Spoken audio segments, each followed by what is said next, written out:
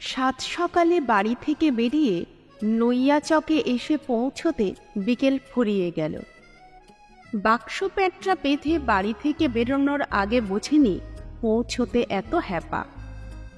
বিজন ভেবেছিল ট্রেন থেকে নৈয়াচকে যাওয়ার বাস পাওয়া যাবে, কিন্তু গেল না। একটা বাস গুমটি অবশ্য আছে, কিন্তু সেই গুমটি সারা গায়ে নানা পোস্টার নিয়ে রাস্তার পাশে কাত হয়ে দাঁড়িয়ে। ওটাকে ঠিক দাঁড়ানো বলে না, দেখে মনে হয় জোরে বাতাস দিলে অথবা কোনো বাচ্চা ছেলে একটু ধাক্কা দিলেই মাটিতে কাত হয়ে পড়বে। চারপাশে ছড়ানো ছিটানো কয়েকটা দোকান। রাস্তার ধার ঘেঁষে বসা একটা দোকানে তেলে ভাজা কেনার জন্য খান কয়েক ছোট ছোট ছেলে মেয়ে দাঁড়িয়ে।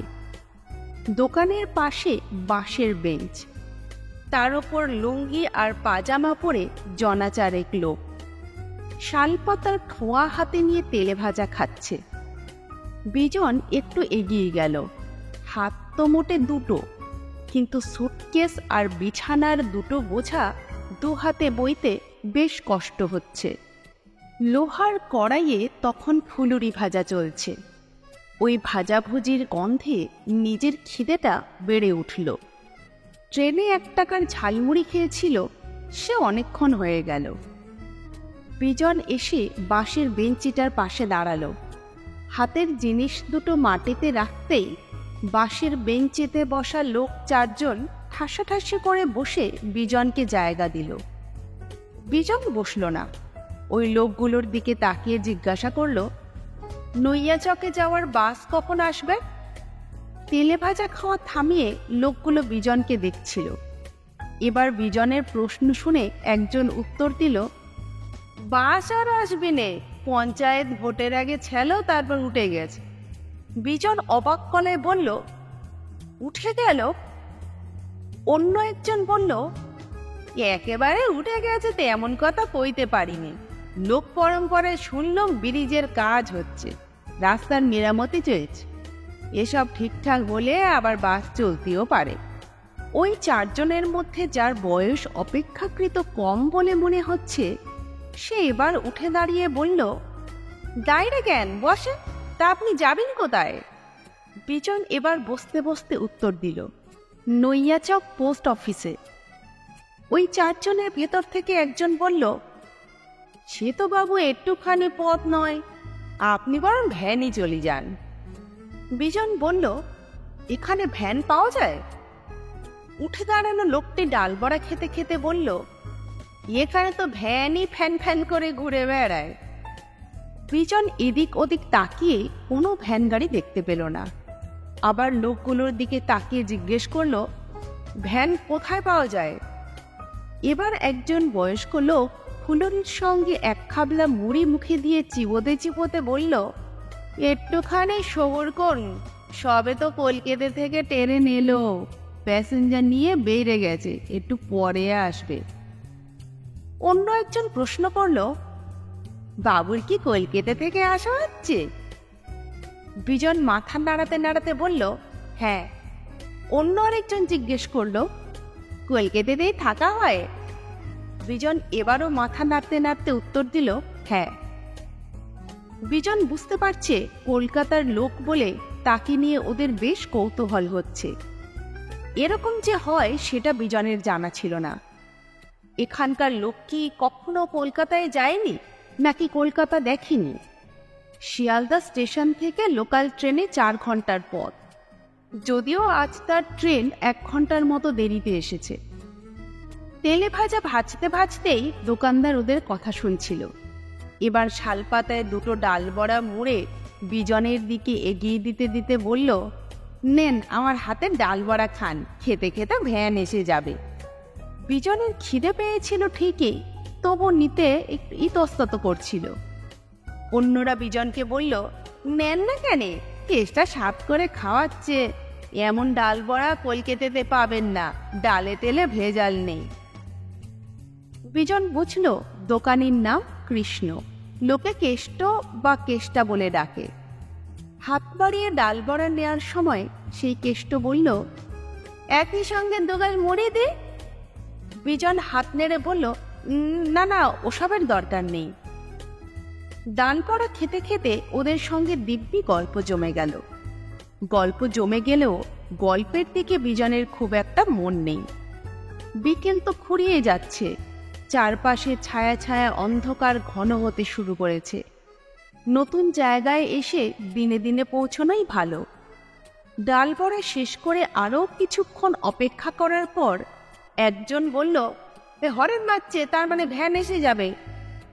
বিজন এতক্ষণ মোটর ভ্যানের কথা ভাবছিল, কিন্তু এখন পরপর যে দুটো বস্তু এসে দাঁড়ালো তা হলো সাইকেল রিক্সা ভ্যান।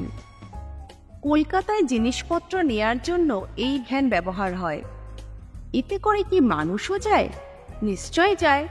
বনগাঁর দিকে একবার পিকনিক করতে গিয়ে এইরকম ভ্যানে মানুষ যাতায়াত করতে দেখেছে।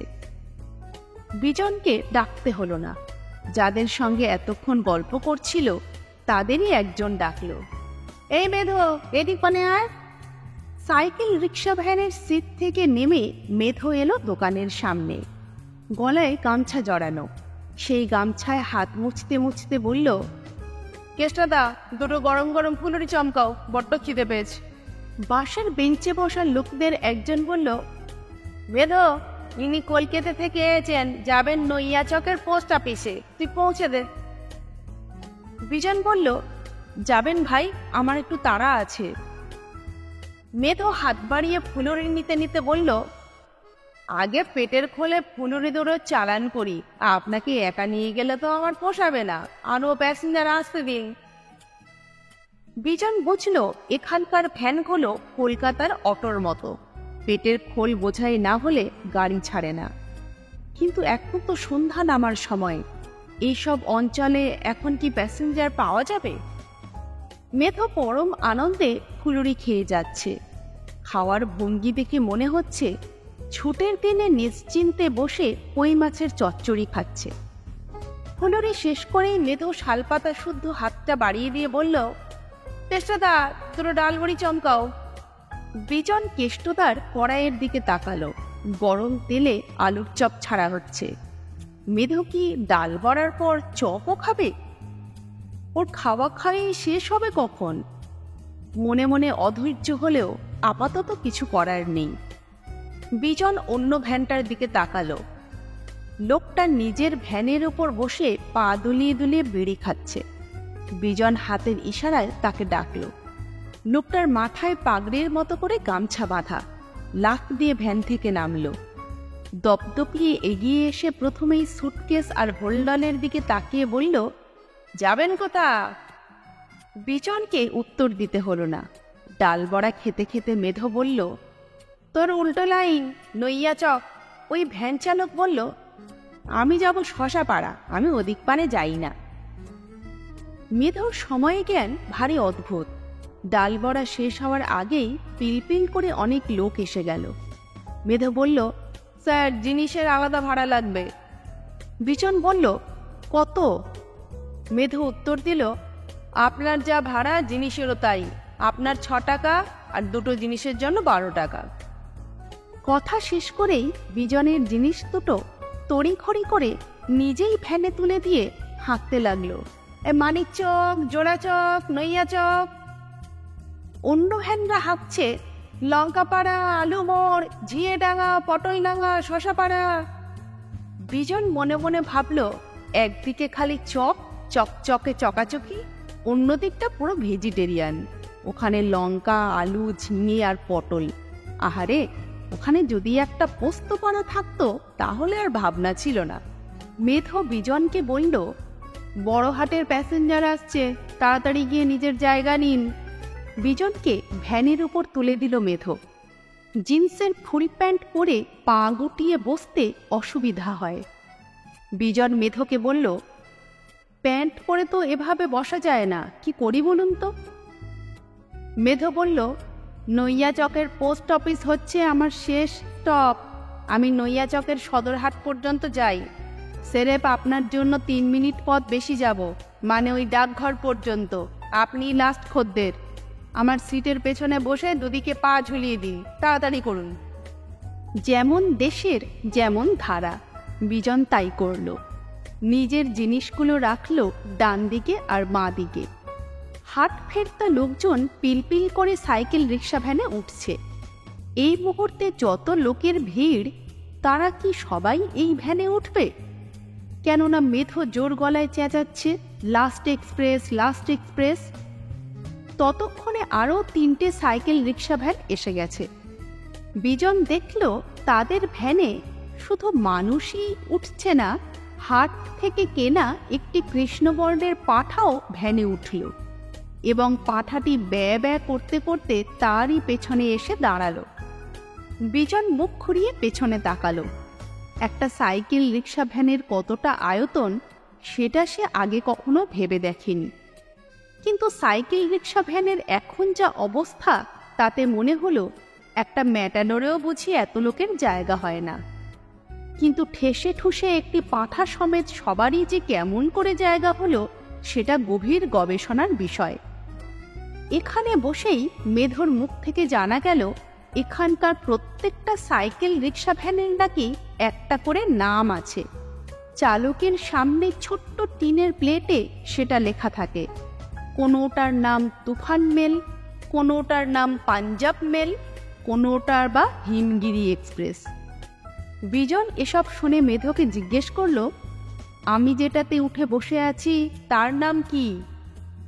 মেধো গলার গামছা ভালো করে গলায় জড়িয়ে নিয়ে উত্তর দিল, রাজধানী এক্সপ্রেস।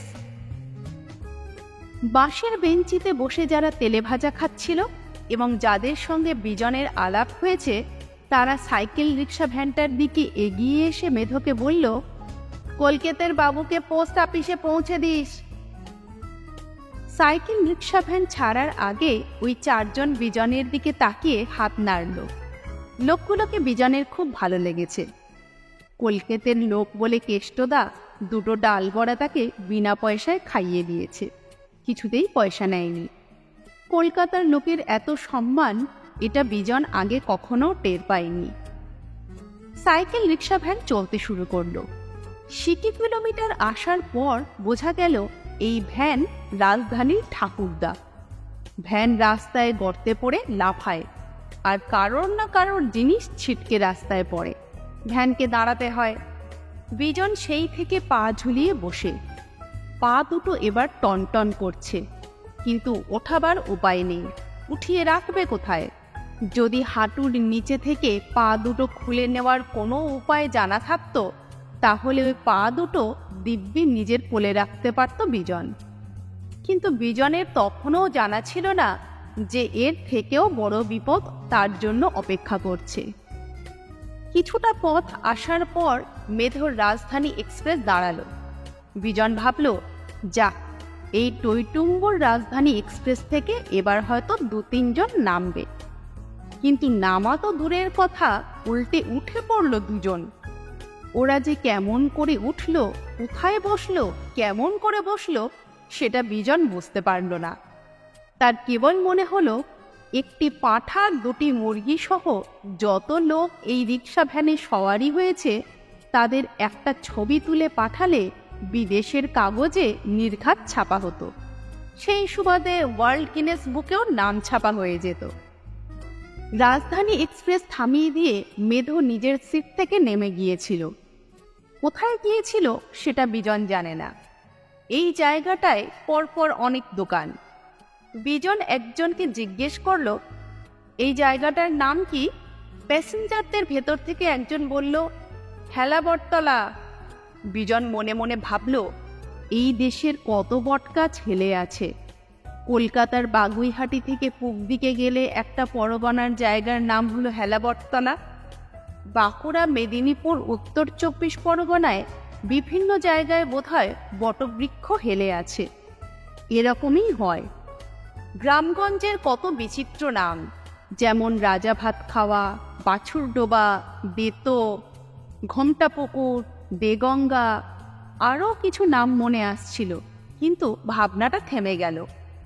মেধো একটা দোকান থেকে বেরিয়ে নিজের গাড়ির কাছে এসে বলল, স্যার, আপনি কলকাতার লোক, তাই বলে ভাববেন না আমরাও কিছু কম। আমার গাড়িতেও গানের ব্যবস্থা আছে। বিজন এবার ভীষণ ঘাবড়ে গেল। সাইকেল রিক্সা ভ্যানে টেপ রেকর্ডারের কথা সে আগে কখনো শোনেনি। এ যেন পলতা পাতা কিনে ক্যাশ মেমো চাওয়ার মতো ব্যাপার। মেধুর হাতে একটা বাজারের থলে, তার থেকে 1.25 বিঘত সাইজের একটা টেপ রেকর্ডার বার করে একবার নিজে দেখল। তারপর টেপ রেকর্ডারের সঙ্গে লাগানো চামড়ার লম্বা ফিতেটা গলায় পরে রেকর্ডারটা নিজের পিঠের উপর ঝুলিয়ে দিল। তার থেকে তখন গান বেরোচ্ছে, বেদের মেয়ে জ্যোৎস্না আমায় কথা দিয়েছে। মেধোর রাজধানী এক্সপ্রেসের প্যাসেঞ্জাররা আনন্দে ডগমগ হয়ে উঠল।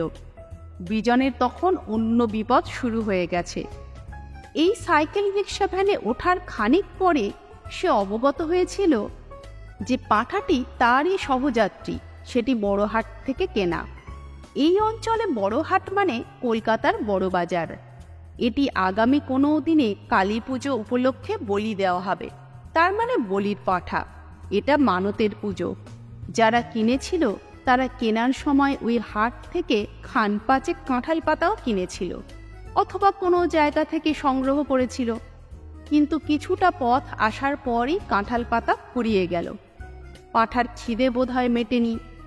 একদিকে মেধোর টেপ রেকর্ডারে তখন গান হচ্ছে, ওরে তারা তুই দিলি ধরা, আর ক্ষুধাতুর পাঠা কাঁঠাল পাতার জন্য বিজনের জামার কলার, কান এবং চুল টেনে এবং চিবিয়ে যাচ্ছে।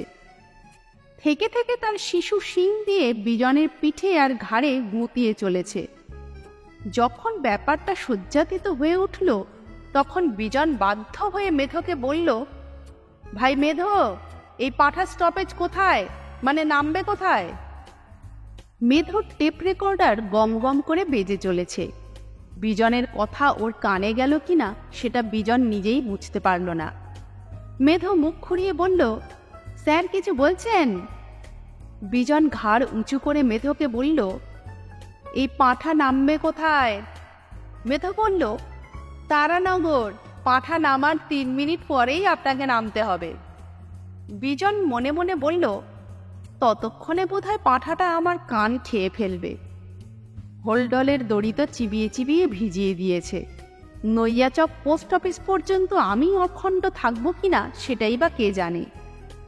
পাঠাটি বয়সে শিশু হলেও তার শিঙের জোর তুচ্ছ করার নয়। এরকম একটা জায়গায় পোস্ট অফিসে চাকরি করতে আসার মানেই হয় না। ওই গাদাগাদি ভিড়, তারই মধ্যে একাধিক পুরুষ বিড়ি খেয়ে যাচ্ছে। বিড়ির গন্ধে বিজনের খুব অস্বস্তি হয়, কিন্তু কি করা যাবে? যেমন দেশের যেমন ধারা, তাকে তো মানতেই হবে। ভিড়ের মধ্যে থেকে কেউ একজন বলে উঠল, পাইলট, রূপবানের গান দাও দিনি। মেধো বলল, দাঁড়াও, ওটা পরের স্টপেজে গিয়ে হবে। বিজনের মনে হলো, বেশি টাকা দিয়েও যদি সে একা আসতো তাহলে এই যন্ত্রণা তাকে ভোগ করতে হতো না।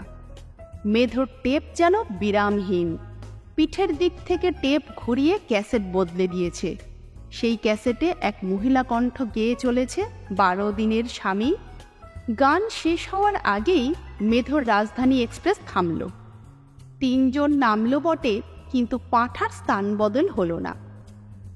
সে আপাতত বিজনের কাঁধে মুখ রেখে ফোঁস করে বিজনের গালে গরম নিঃশ্বাস ছেড়ে যাচ্ছে। মেধোর রাজধানী এক্সপ্রেসের যাত্রা এক সময় থামল। শিশু পাঠাটি আর বিশেষ কিছু করেনি, কিন্তু রিক্সা ভ্যান থেকে হোলডলটা নামাবার সময় বুঝল ওর উপরটা বেশ ভিজে ভিজে। কিন্তু তখন অত ভাববার সময় কোথায়? সামনেই পোস্ট অফিস। বারান্দায় টর্চ হাতে সুখময়বাবু দাঁড়িয়ে।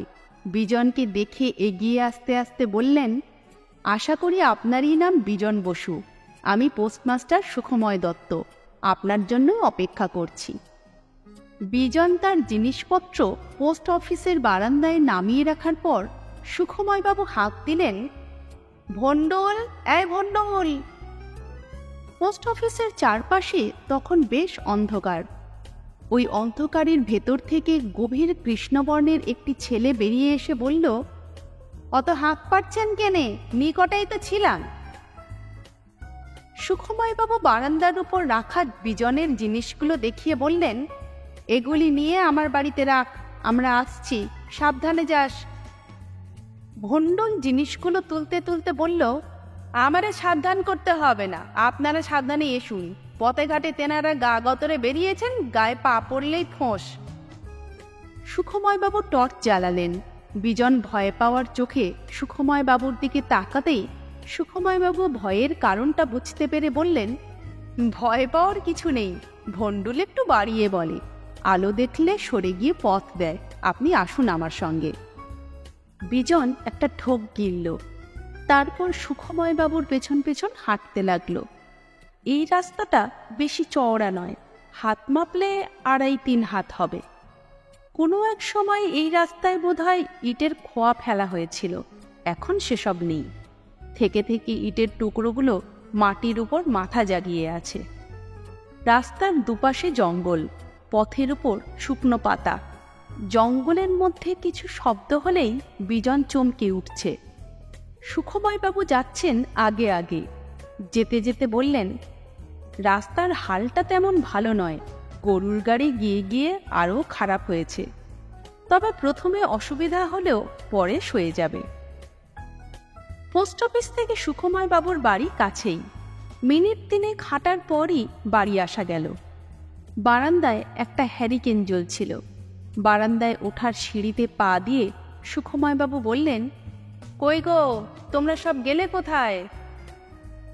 দরজা খুলে প্রথমে ভন্ডুলি বেরোলো, তার পেছনে মাথায় ঘোমটা দেওয়া এক মহিলা। বিজন অনুমানে বুঝল ইনিই বোধহয় সুখময় বাবুর স্ত্রী। ঘরের মধ্যে হ্যারিকেন জ্বলছিল। ভন্ডুল এবার বারান্দার হ্যারিকেনটাও নিয়ে এলো। সুখময় বাবু পরিচয় করিয়ে দিয়ে বললেন, কই গো, এই ইনি হচ্ছেন বিজনবাবু, পোস্ট অফিসের চার্জ ইনিই নেবেন, আমার এবার থেকে ছুটি। বিজন বলল, ছুটি কেন হবে, আপনি তো বদলি হচ্ছেন। সুখময় বাবু বললেন, ওই একই হলো, আর তো মোটে 3টে বছর। সরকারের কাছে আবেদন করেছিলাম শেষ 3টে বছর হোম স্টেশনে দিতে, তা সে আবেদন রেখেছেন। বিজন জিজ্ঞেস করল, এখান থেকে আপনি আরিয়াদহে যাবেন? সুখময় বাবু বললেন, না না, ওটা আমার হোম নয়, ওখানে কয়েক বছর ভাড়া ছিলুম, চাকদাতে জমি কিনে বাড়ি করেছি, ওখানেই যাব। সুখময় বাবুর স্ত্রী মাথায় ঘোমটা আরও টেনে দিয়ে বললেন, তোমরা কি দাঁড়িয়ে দাঁড়িয়ে গল্প করবে? উনি এতটা পথ এলেন, একটু জিরোতে দাও, আমার জলখাবার তৈরি আছে। খাবারের নাম শুনে বিজনের পেটের মধ্যে মোচড় দিয়ে উঠল। খিদের সঙ্গে সঙ্গে বোঝা গেল গায়ে গতরে বেশ ব্যথা। মেধোর রাজধানী এক্সপ্রেস সারা রাস্তা যেভাবে নাচাতে নাচাতে এসেছে, তাতে শরীরের 2-4টে পার্টস যদি খুলে গিয়েও থাকে, তাতে অবাক হওয়ার কিছু নেই। এতটা পথ পা ঝুলিয়ে বসার ফলে পায়ের পাতা ফুলে গেছে। পা থেকে জুতো আর খুলতেই চায় না। ভন্ডল দাঁড়িয়ে দাঁড়িয়ে বিজনের জুতো খোলার চেষ্টা দেখতে দেখতে ফিক করে হেসে ফেলে বলল, আপনি ভুল করে অন্যের জুতো পরে আসেননি তো? বিজন জুতোর ফিতে খুলে গোড়ালি পর্যন্ত বার করে টানাটানি করছিল। বেশি জোরে টানলে পায়ের পাতা টনটনিয়ে ওঠে। সেই টনটনানি পৌঁছে যায় মাথা অবধি। ভন্ডলের কথায় বিজন বলল, না ভাই, ব্যাপারটা কি হয়েছে জানো? এতটা পথ পা ঝুলিয়ে বসেছিল, পায়ের পাতা ফুলে গিয়ে জুতো জোড়া একেবারে পা কামড়ে ধরেছে, খুলতে কষ্ট হচ্ছে। ভন্ডল বেক্যের মতো মাথা নাড়াতে নাড়াতে এগিয়ে এসে বলল, এরও পিতিকার আছে, তবে কিনা ডাক্তার পত্তি ডাকতে হবে না, টোটকা ঝাড়তে হবে। বিজন মনে মনে ভাবল, পায়ের জুতো খোলার জন্য এ গায়ে ডাক্তার পত্তি ডাকার রেওয়াজ আছে নাকি? কিন্তু মনে মনে যা ভাবল সেটা মুখে বলল না। মুখে বলল, টোটকাটা কেমন?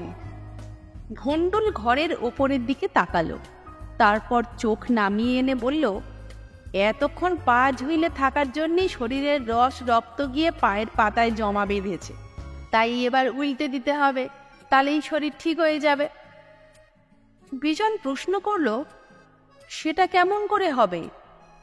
ভন্ডুর যেন পাশ করা ডাক্তার, তেমন ভঙ্গিতেই বলল, হলেই হবে, বারান্দায় গিয়ে 1/2 ঘন্টাটা উল্টে ঝুইলে থাকুন, ওপরে পা দিয়ে মাথা নিচে, রস রক্ত ক্রেমে ক্রেমে পা থেকে নেমে আসবে, বিজন ভণ্ডুলের দিকে তাকালো। চোখের দৃষ্টিতে বিরক্তি এবং রাগ দুটোই ছিল। ভণ্ডুল সেটা বুঝতে পেরে বলল, আগেই বুঝেছিল আপনি কথাটা বিশ্বাস করবেন না, উল্টে রাগ করবেন, তাই তো করলেন। বিজন আর কোনো কথা বলল না। ভণ্ডুল এসে বসল বিজনের পায়ের কাছে, বলল, আপনি হাত সরান, আমি টেরাই করি। বিজন বলল, আমি আবার জুতো খুলতে পারছি না, তুমি পারবে কেমন করে? ভণ্ডুল বলল, শহরের লোকেদের ওই এক দোষ, মোটে কথা শোনে না। আমি কাটা পাঁঠার ছাল ছাড়াতে পারি, আর আপনার পায়ের জুতো ছাড়াতে পারবো না? হাত সরান। বিজনকে আর কোনো কথা বলবার সুযোগ না দিয়ে খাপলা মেরে দুহাতে জুতো ধরে এমন মোক্ষম টান দিল যে জুতোর সঙ্গে মোজাও খুলে এলো। অন্য পায়ের জুতো খোলার পর বিজনের মনে আর কোনো সন্দেহই রইল না যে ভণ্ডুল পাঁঠার ছাল ছাড়াতে পারে। হাত মুখ ধুয়ে জল খাবার খেতে বসার সময় সুখময়বাবু বললেন, আপনাকে একটা কথা বলার আছে। এখানকার কাজকর্ম বুঝে যেতে আপনার 4-5 দিন সময় লাগবে। আমি চলে যাব দিন 10 পর। তা এই কটা দিনের জন্য সরকার তো আপনাকে আলাদা বাড়ি দেবেন না। দিন 10 আপনি আমার এই বসবার ঘরেই থেকে যেতে পারেন। পরে তো গোটাটাই আপনার। যদি এতে আপনার অসুবিধা হয়, তার জন্য একটা বিকল্প ব্যবস্থাও করে রেখেছি, যেটা আপনার পছন্দ। লুচি দিয়ে বোঁদে খেতে খেতে বিজন বলল, বিকল্প ব্যবস্থাটা কেমন? সুখময়বাবু বললেন, একটু এগিয়ে গেলেই মহাকালী সংঘ, ওদেরও পাকা বাড়ি। ইচ্ছে করলে 10টা রাত ওখানে কাটাতে পারেন। বিজন মনে মনে কিছু একটা ভাবছিল। ক্লাব ঘরে রাত কাটানোটা কেমন হবে? ক্লাবটাই বা কেমন? বিজন বলল, কাল একবার ক্লাব ঘরটা দেখব, দেখার পর ভাবা যাবে। এই সময় সুখময়বাবুর স্ত্রী ঘরে এলেন। দরজার পাশ থেকে বোধহয় সব শুনেছেন, তাই বললেন, মোটে তো 10টা দিন, আপনি এখানেই থেকে যান, ক্লাব ঘরে কষ্ট হবে। বিজন মুখ তুলে একবার সুখময়বাবুর স্ত্রীর দিকে তাকালো, তারপর একটু হেসে বলল, আচ্ছা, দেখি কি করা যায়। মহাকালীর সঙ্গে থাকা হলো না। বিজন ভেবে দেখল, ক্লাব ঘরে থাকার চেয়ে সুখময়বাবুর বসবার ঘরে থাকা ভালো। ক্লাব ঘরের দিক থেকে ফিরে আসার পর ভণ্ডুল বলল, ক্লাবে তো এখন যাত্রাপালার মহলা চলে, 4টে থেকে রাত 8টা পর্যন্ত। কোনো দিন সন্ধ্যে থেকে রাত 9টা। ওই টাইম পর্যন্ত কোনো বিশ্রাম নেই। বিজন পোস্ট অফিসেই আসছিল। গতকাল থেকে ভণ্ডুলই তার সঙ্গী। ছেলেটা সবসময় বকর বকর করে বটে, তো বেশ কাজের। গত রাত্রে এই ভণ্ডুলই নিচে বিছানা করে তার ঘরে শুয়েছিল। বালিশে মাথা দেওয়ার 5-7 মিনিট পর থেকেই এমন নাক ডাকতে শুরু করেছিল যে বিজনের মনে হয়েছিল ঘরের মধ্যে কেউ যেন ক্রমাগত মোটর সাইকেল স্টার্ট দিয়ে চলেছে। শরীর বেজায় ক্লান্ত ছিল বলে ওই শব্দদূষণের মধ্যেও কোনো সময় সে ঘুমিয়ে পড়তে পেরেছিল। ভণ্ডুলের সঙ্গে হেঁটে আস্তে আস্তে বিজন বলল, এবার কি পালা হবে? ভণ্ডুল জবাব দিল, রাজার মা দাসী। বিজন বলল, তুমি যে বললে তোমাকে মহলাতে যেতে হয়, কেন যেতে হয়? তুমি কি অভিনয় করো নাকি? ভণ্ডুল এবার বেশ গর্বের সঙ্গে উত্তর দিল, আপনি আমাকে কি ভাবেন বলেন তো? আমি তো ফি বছর একটা করি, গায়ে আমার নাম আছে। কথাটা বললাম, একবার খোঁজ নিয়ে দেখবেন।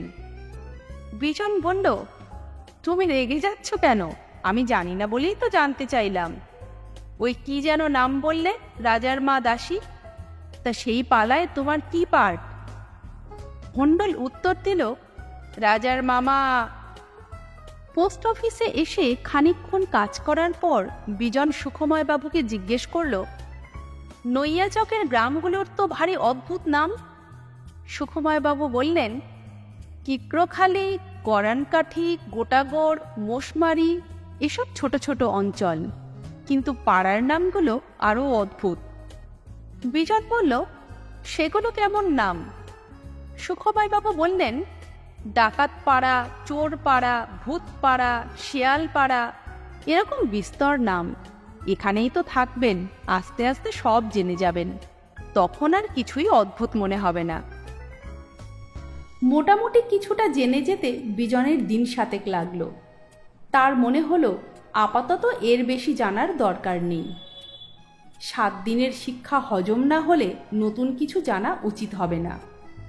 বিজনের সহ্য ক্ষমতা অসীম নয়।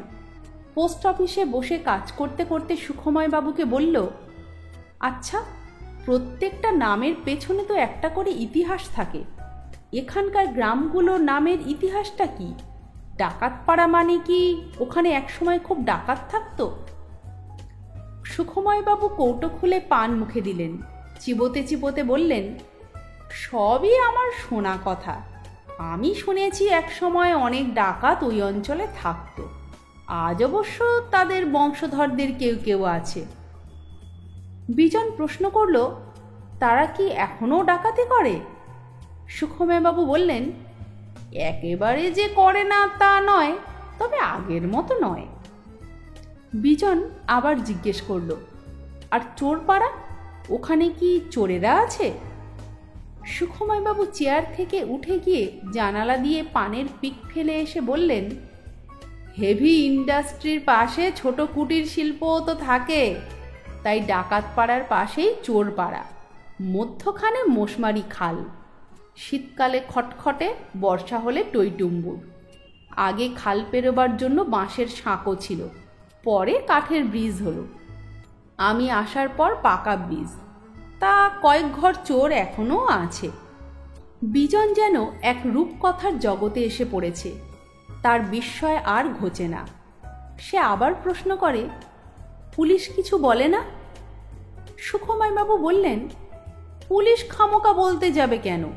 পৃথিবীর কোন রাজ্যে চোর ডাকাত নেই বলুন তো? কলকাতাতেও কিছু কি কম আছে? এখানে কেউ গিয়ে পুলিশে ডায়েরি করলে তবেই না পুলিশ আসবে? 10 মাইল দূরে পুলিশ স্টেশন, কেউ বড় একটা যেতেই চায় না। তাছাড়া এখানে চুরি ডাকাতিটা ইদানিং উৎসবের মতো দাঁড়িয়ে গেছে। বিজন ঢোক গিলল। টেবিলের ওপর গ্লাস ছিল, গলা শুকিয়ে আসছে বোধ হওয়ায় জল খেয়ে আবার জিজ্ঞেস করল, চুরি ডাকাতির উৎসব, সেটা আবার কেমন জিনিস? সুখময়বাবু হাসতে হাসতে বললেন, থাকবেন তো এখানে, তখন ধীরে ধীরে সব জেনে যাবেন। স্থানীয় পোস্টমাস্টার বলে আপনাকেও নিমন্ত্রণ করে যাবে। বিজন বলল, আমাকে নিমন্ত্রণ? কিন্তু কেন? চুরি করতে না ডাকাতি করতে? সুখময়বাবু বললেন, ওসব করতে নয়, এখানে 4টে বড় অকেশন আছে। চৈত্র সংক্রান্তি, মাঘী পূর্ণিমা, মহালয়া, আর একটা হয় দোলের আগের দিন ন্যাড়া পড়ার সময়। বিজন বললেন, ওই সব দিনে কি হয়?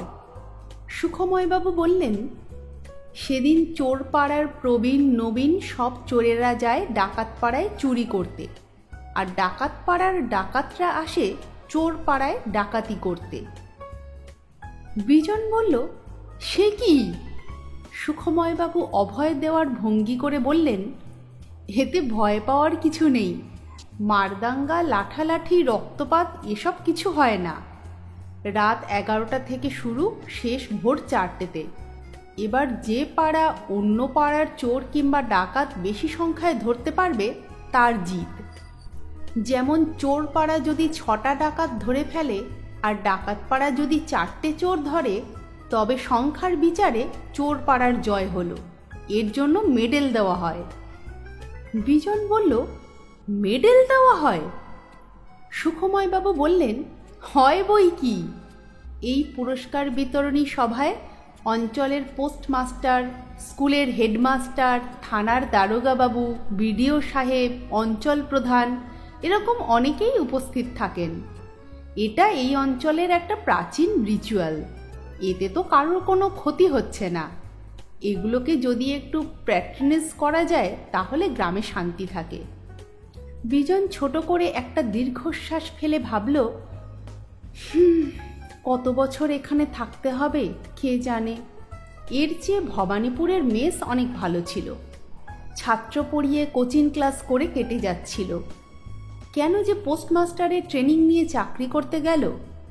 প্রথম যেতে হলো সিমলাগড়, সেখান থেকে সদরহাটি, সদরহাটি থেকে এবার নুইয়াচক। কলকাতা থেকে বেশি দূর নয়, মোটর গাড়িতে এলে 5 ঘন্টার মতো লাগে। খুব দূর বলা যায় কি? এত কাছে এমন একটা আজব জায়গা আছে সেটা বিজনের জানা ছিল না। একটু পরে ভণ্ডুল এলো। সুখময়বাবুর এখন তেমন কাজ নেই, শুধু বিজনের জন্য রোজ ঘন্টা কয়েক পোস্ট অফিসে আসেন। এই কদিন সুখময়বাবুই অনেকের সঙ্গে পরিচয় করিয়ে দিয়েছেন। ভণ্ডুল এসেই জিজ্ঞেস করল, কাকু কোথা? ভণ্ডুলের কাকু মানে সুখময়বাবু। বিজন বলল, বাড়ি গেছেন। ভণ্ডুল পাশে বসল। টেবিলের উপর কিছু চিঠি, সেগুলো নাড়াচাড়া করতে করতে বলল, কাকু তো চলে যাবেন, তারপর আপনিই আমার বাবু, তা বিয়ে থা করেছেন তো? বিজন মাথা নেড়ে বলল, না। ভণ্ডুল যেন স্বস্তি পেল, সেইভাবেই বলল, যাক, বাঁচা গেল, শুধু আমি আর আপনি থাকবো, আপনার কোনো ভাবনা নেই। বিজন বলল, আমি বিয়ে থা করলে কি তোমার দুর্ভাবনা হতো? ভণ্ডুল চটপট জবাব দিল, তা একটু হতো। আপনার স্ত্রী কেমন তা তো আমি জানি না, আমাকে হয়তো আপনার বাড়িতে থাকতেই দিল না, তাহলে তো আমার ভারী মুশকিল। ভণ্ডুলের কাহিনী সুখময়বাবু যতটুকু বলে গেছেন তাতে বিজনের মনে হয়েছে ছেলেটা ভালো, সরল এবং একটু একরোখা। এই সরলতাই ওর জীবনে সর্বনাশ করেছে।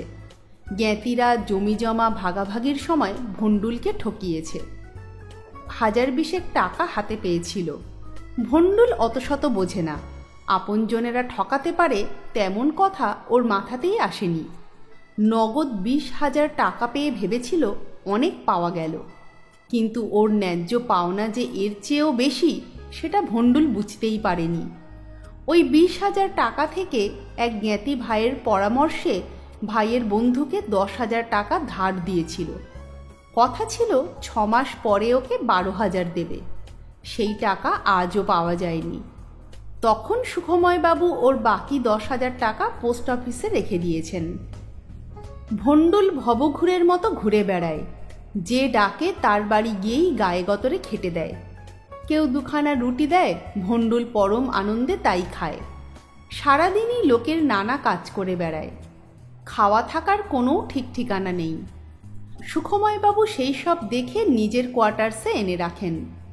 পোস্ট অফিস থেকে ফিরে গিয়ে হ্যারিকেনের আলোয় ভণ্ডুলকে লেখাপড়া শেখাতে থাকেন। ভণ্ডুল যেদিন কালো স্লেটের উপর চক দিয়ে নিজের নাম লিখতে শিখল, সেই দিনটা ছিল ভণ্ডুলের পরম আনন্দের দিন। নিজের খাতায় কাঠের পেন্সিল দিয়ে বড় বড় করে নিজের নাম প্রথমে বাংলায় পরে ইংরেজিতে লিখতে শেখার পর সেই খাতা নিয়ে গোটা পাড়া ঘুরে ঘুরে দেখিয়েছিল। পোস্টমাস্টার মশাইয়ের হয়ে ভণ্ডুল একটা কাজ করত। সেই কাজের কথাটা সুখময়বাবু বিজনকেও বলে গিয়েছিল। কথাটা মনে ছিল বলে বিজন জিজ্ঞেস করল, ভণ্ডুল, তোমার কাকুর হয়ে যে কাজটা করতে, অর্থাৎ টাকা পাঠানোয়? ভণ্ডুল কথাটা শেষ করতে না দিয়ে বলল, বুঝে গেছি, ও কাজ যেমন ছিল তেমনই চালু থাকবে। খালি মনে রাখবেন, যত দূরে যাবে তত রেট বেড়ে যাবে, একেবারে বায়োস্কোপের মতো। সামনে বসলে কম দাম, যত পিছনে যাবেন তত দাম চড়বে। ব্যাপারটা বিজনের জানা ছিল বলে মনে মনে হাসল। এই গ্রামের যেসব মানুষ গ্রামের বাইরে মানি অর্ডারে টাকা পাঠায়, তাদের অধিকাংশ লোকই মানি অর্ডার ফর্ম লিখতে পারে না। ভণ্ডুল তাদের ধরে এনে পোস্ট অফিসের বারান্দায় লাইন দিয়ে দাঁড় করায়। পোস্টমাস্টার বাবু তাদের ফর্ম লিখে দেন। এই লেখালেখির রেট ঠিক করে ভণ্ডুল। টাকা পাঠাবার জন্য তো একটা রেট আছেই, সেটা সরকারি। এটা হলো লিখে দেওয়ার রেট। কলকাতা হলে ফর্ম প্রতি 1 টাকা, হাওড়া হলে 1.5 টাকা, বাঁকুড়া, মেদিনীপুর, গুসকরা হলে 2 থেকে 3। মাটি কাটার সময় বিহার আর ওড়িশা থেকে কিছু কামিন আসে কাজ করতে। ওরা টাকা পাঠায় বিহার আর ওড়িশাতে। তাদের ক্ষেত্রে ভণ্ডুল 3.5 টাকা রেট নেয়। বিহার শুনেই ভণ্ডুল বলে, ওরে বাপ, সে তো অনেক দূর গো, টাকা বেশি লাগবে। কেউ যদি বলে, কেনে বাবু, লিখার রেট তো একই হবে। ভণ্ডুল প্রথমে হেসে ফেলে, পরে গম্ভীর হয়ে বলে, এখান থেকে তোমার দেশে যেতে কত গাড়ি ভাড়া লাগে? তা তোমার টাকা তো হাওয়ায় উড়ে উড়ে যাবে না, তারেও তো ট্রেনে বাসে একেবারে ভিতরে হলে গাড়িতে যেতে হবে, সেই যাওয়ার একটা খরচা নেই। যাবে তো লিখনের জোরে, কম টাকা দিলে তোমার টাকা মাঝপথে গিয়ে থেমে যাবে, সেটা কি ভালো হবে? এরপর কেউ আর বিশেষ আপত্তি করে না, করবার সাহসও পায় না। এর থেকে পোস্টমাস্টার মশাই যা রোজগার করেন তার একটা ভাগ ভণ্ডুল পায়, ওই টাকাতেই ভণ্ডুল খুশি। থাকা খাওয়া তো পোস্টমাস্টার বাবুর জন্য ফ্রি, ভণ্ডুলের ভাষায় ফ্রি। বিজনের বাজার করা, ঘরদোর পরিষ্কার, রান্না, বাসন ধোয়া সব কাজই ভণ্ডুল করে দেয়। মাঝে মধ্যে বিডিও সাহেবকে পোস্ট অফিসে ধরে নিয়ে আসে ভণ্ডুল, যেমন আজ এলো। ভণ্ডুলের যেসব জ্ঞাতি তাকে ঠকিয়েছিল তারা ছাড়া সবাই ভণ্ডুলকে ভালোবাসে, বিডিও সাহেবও ভালোবাসেন। সাইকেলটা পোস্ট অফিসের বারান্দায় দাঁড় করিয়ে রাখতে রাখতে বিডিও সাহেব অর্থাৎ নেপাল সরকার বললেন, যাচ্ছিলাম ভূতগঞ্জের হাটে, পথেই পাগলটার সঙ্গে দেখা, জোর করে ধরে নিয়ে এলো। বিজন একটা চেয়ার এগিয়ে দিতে দিতে বলল, ভণ্ডুল ভালোই করেছে, বিকেলবেলাটা বড্ড একা একা লাগে, আপনি এলে মন খুলে কথা বলবার লোক পাই। নেপাল সরকার বলল, তা যা বলেছেন, তবে আপনার কাছ থেকে ইংরেজি শিখে ভণ্ডুল তো গাঁয়ের লোকেদের সঙ্গে ইংরেজি ছাড়া কথাই বলে না। সেদিন হাটে গিয়ে আলুওয়ালাকে বলছে, হ্যালো পটেটো রেট বলো, বেচারি রেট বলবে কি, সে তো হাঁ হয়ে গেছে, মুখের হাড় বুঝছে না। বিজন বলল, ওর ইংরেজি বিদ্যার পুরো কৃতিত্ব আমার নয়, সুখময় বাবুর। কোনো কিছু কিনতে গেলে ও তার ইংরেজি নামটা জেনে নেয়। কথা বলতে বলতে ভণ্ডুল এলো কাঁচের গ্লাসে চা নিয়ে। গ্লাস দুটো টেবিলে নামিয়ে রেখে বলল, হ্যালো প্লিজ ইট টি। যে কোনো ইংরেজি শব্দ বলার আগে ভণ্ডুল হ্যালো শব্দটা বলবেই। বিজন আর নেপাল চায়ের গ্লাস তুলে নিতে নিতে দুজনেই দুজনের দিকে তাকিয়ে হাসল। নেপাল বলল, ভণ্ডুল, তুই যেমন ইংরেজি বলিস সেটা কোনো সাহেব শুনলে তোকে ইংল্যান্ডে নিয়ে যাবে। ভণ্ডুল বলল, রোববার হলে যেতে পারি, ওই দিন ডাক অফিস বন্ধ, সকালে গিয়ে বিকেলে ফিরে আসবো, ভিন গায়ে রাত কাটাবো না। বিজন বলল, হ্যাঁ রে, এই ভণ্ডুল নামটা তোর কে রেখেছিল?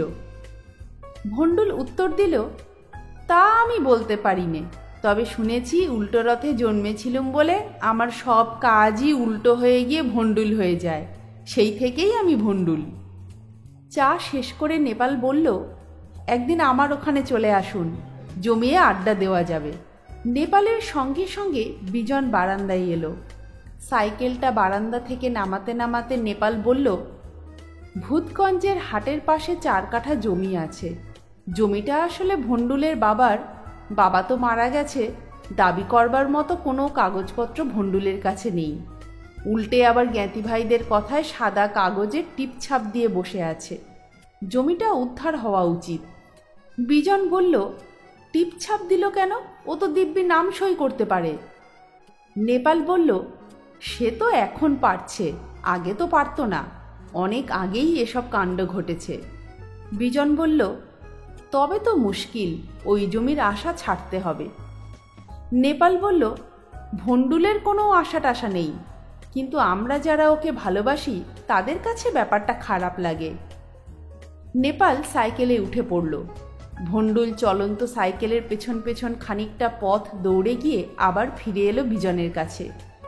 বিজন বলল, হ্যাঁ রে ভণ্ডুল, তুই যে বলেছিলি ডাকাত পাড়ায় নিয়ে গিয়ে ডাকাতদের সঙ্গে আলাপ করিয়ে দিবি, কবে আলাপ করাবি? ভণ্ডুল ছোলা খাচ্ছিল, খেতে খেতে বলল, সে আর এমন কি কথা, আপনি হুকুম করলেই হবে। বিজন পোস্ট অফিসের দরজায় তালা লাগিয়ে রাস্তায় নেমে আসতে আসতে বলল, কাল তো শনিবার, তবে কাল যাই। ভণ্ডুল মাথা নেড়ে বলল, তাই চলেন, ডাকাত সর্দারের সঙ্গে আলাপ করিয়ে দেব। দিনের আলো কমে আসছিল, শেষ রোদ্দুরের আভা তখনও জেগে। কাঁচা রাস্তায় গরুর গাড়ির চাকার দাগ।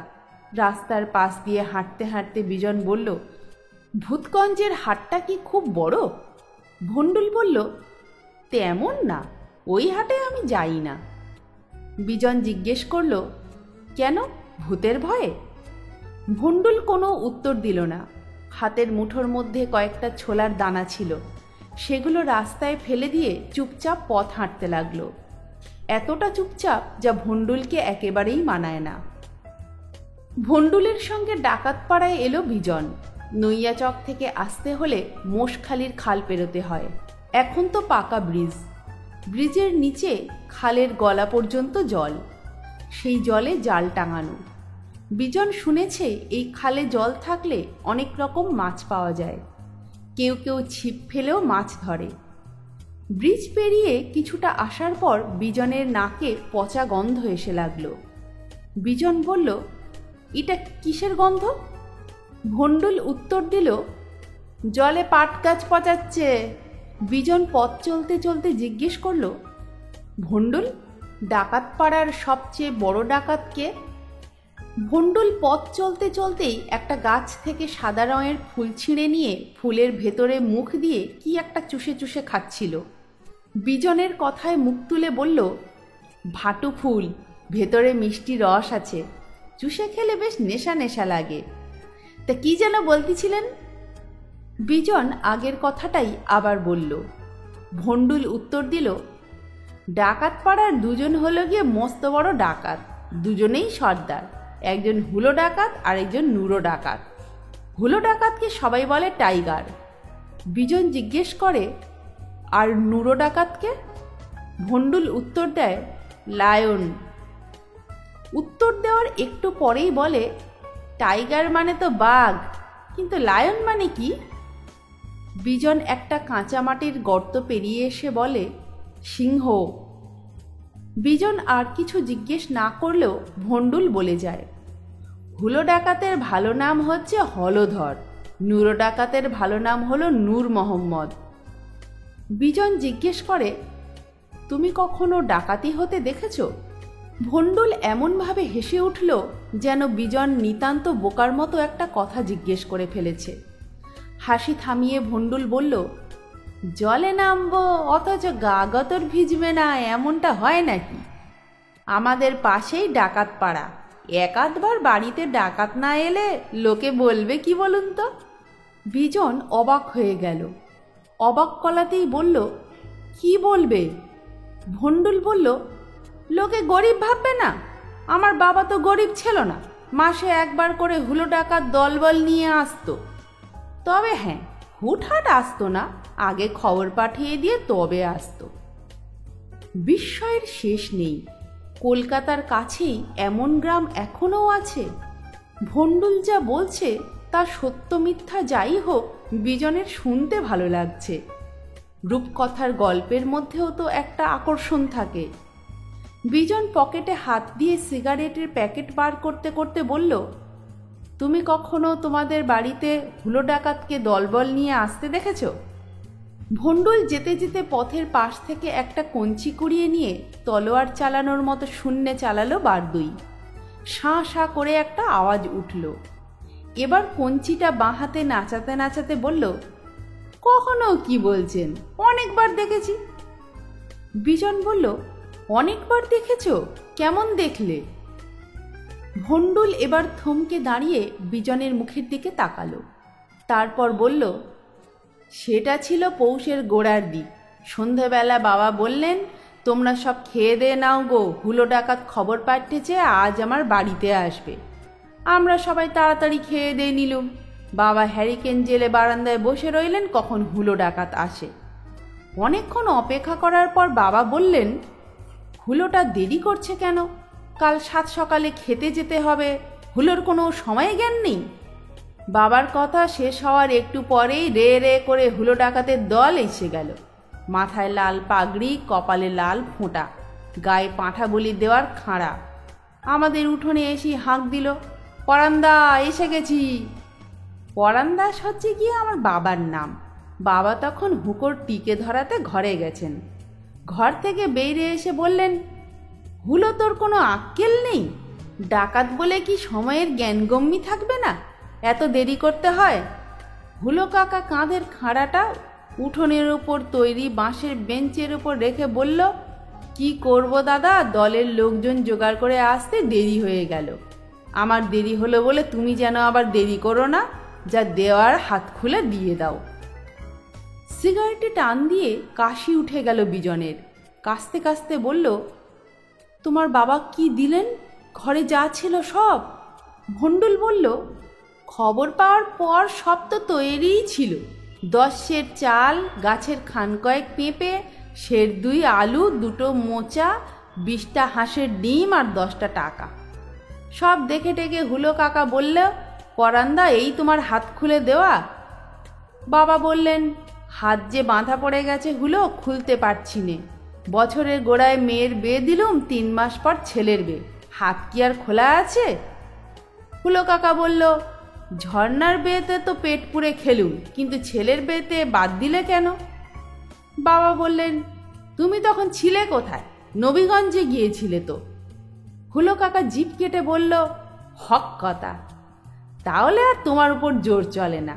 তবে হ্যাঁ পরান্দা, নতুন বৌমাকে একবার দেখাও। বাবা বললেন, সে আর বেশি কথা কি, এক্ষুনি দেখাচ্ছি। গায়ে বেয়ে হয়ে আসা অবধি হুলো ডাকাতের নাম শুনে যাচ্ছে, দেখবার বড্ড শখ, দাঁড়াও ডাকছি। বাবা হাঁক দিলেন, কই গো, মেজ বৌমাকে নিয়ে এসো, হুলো হয়েছে।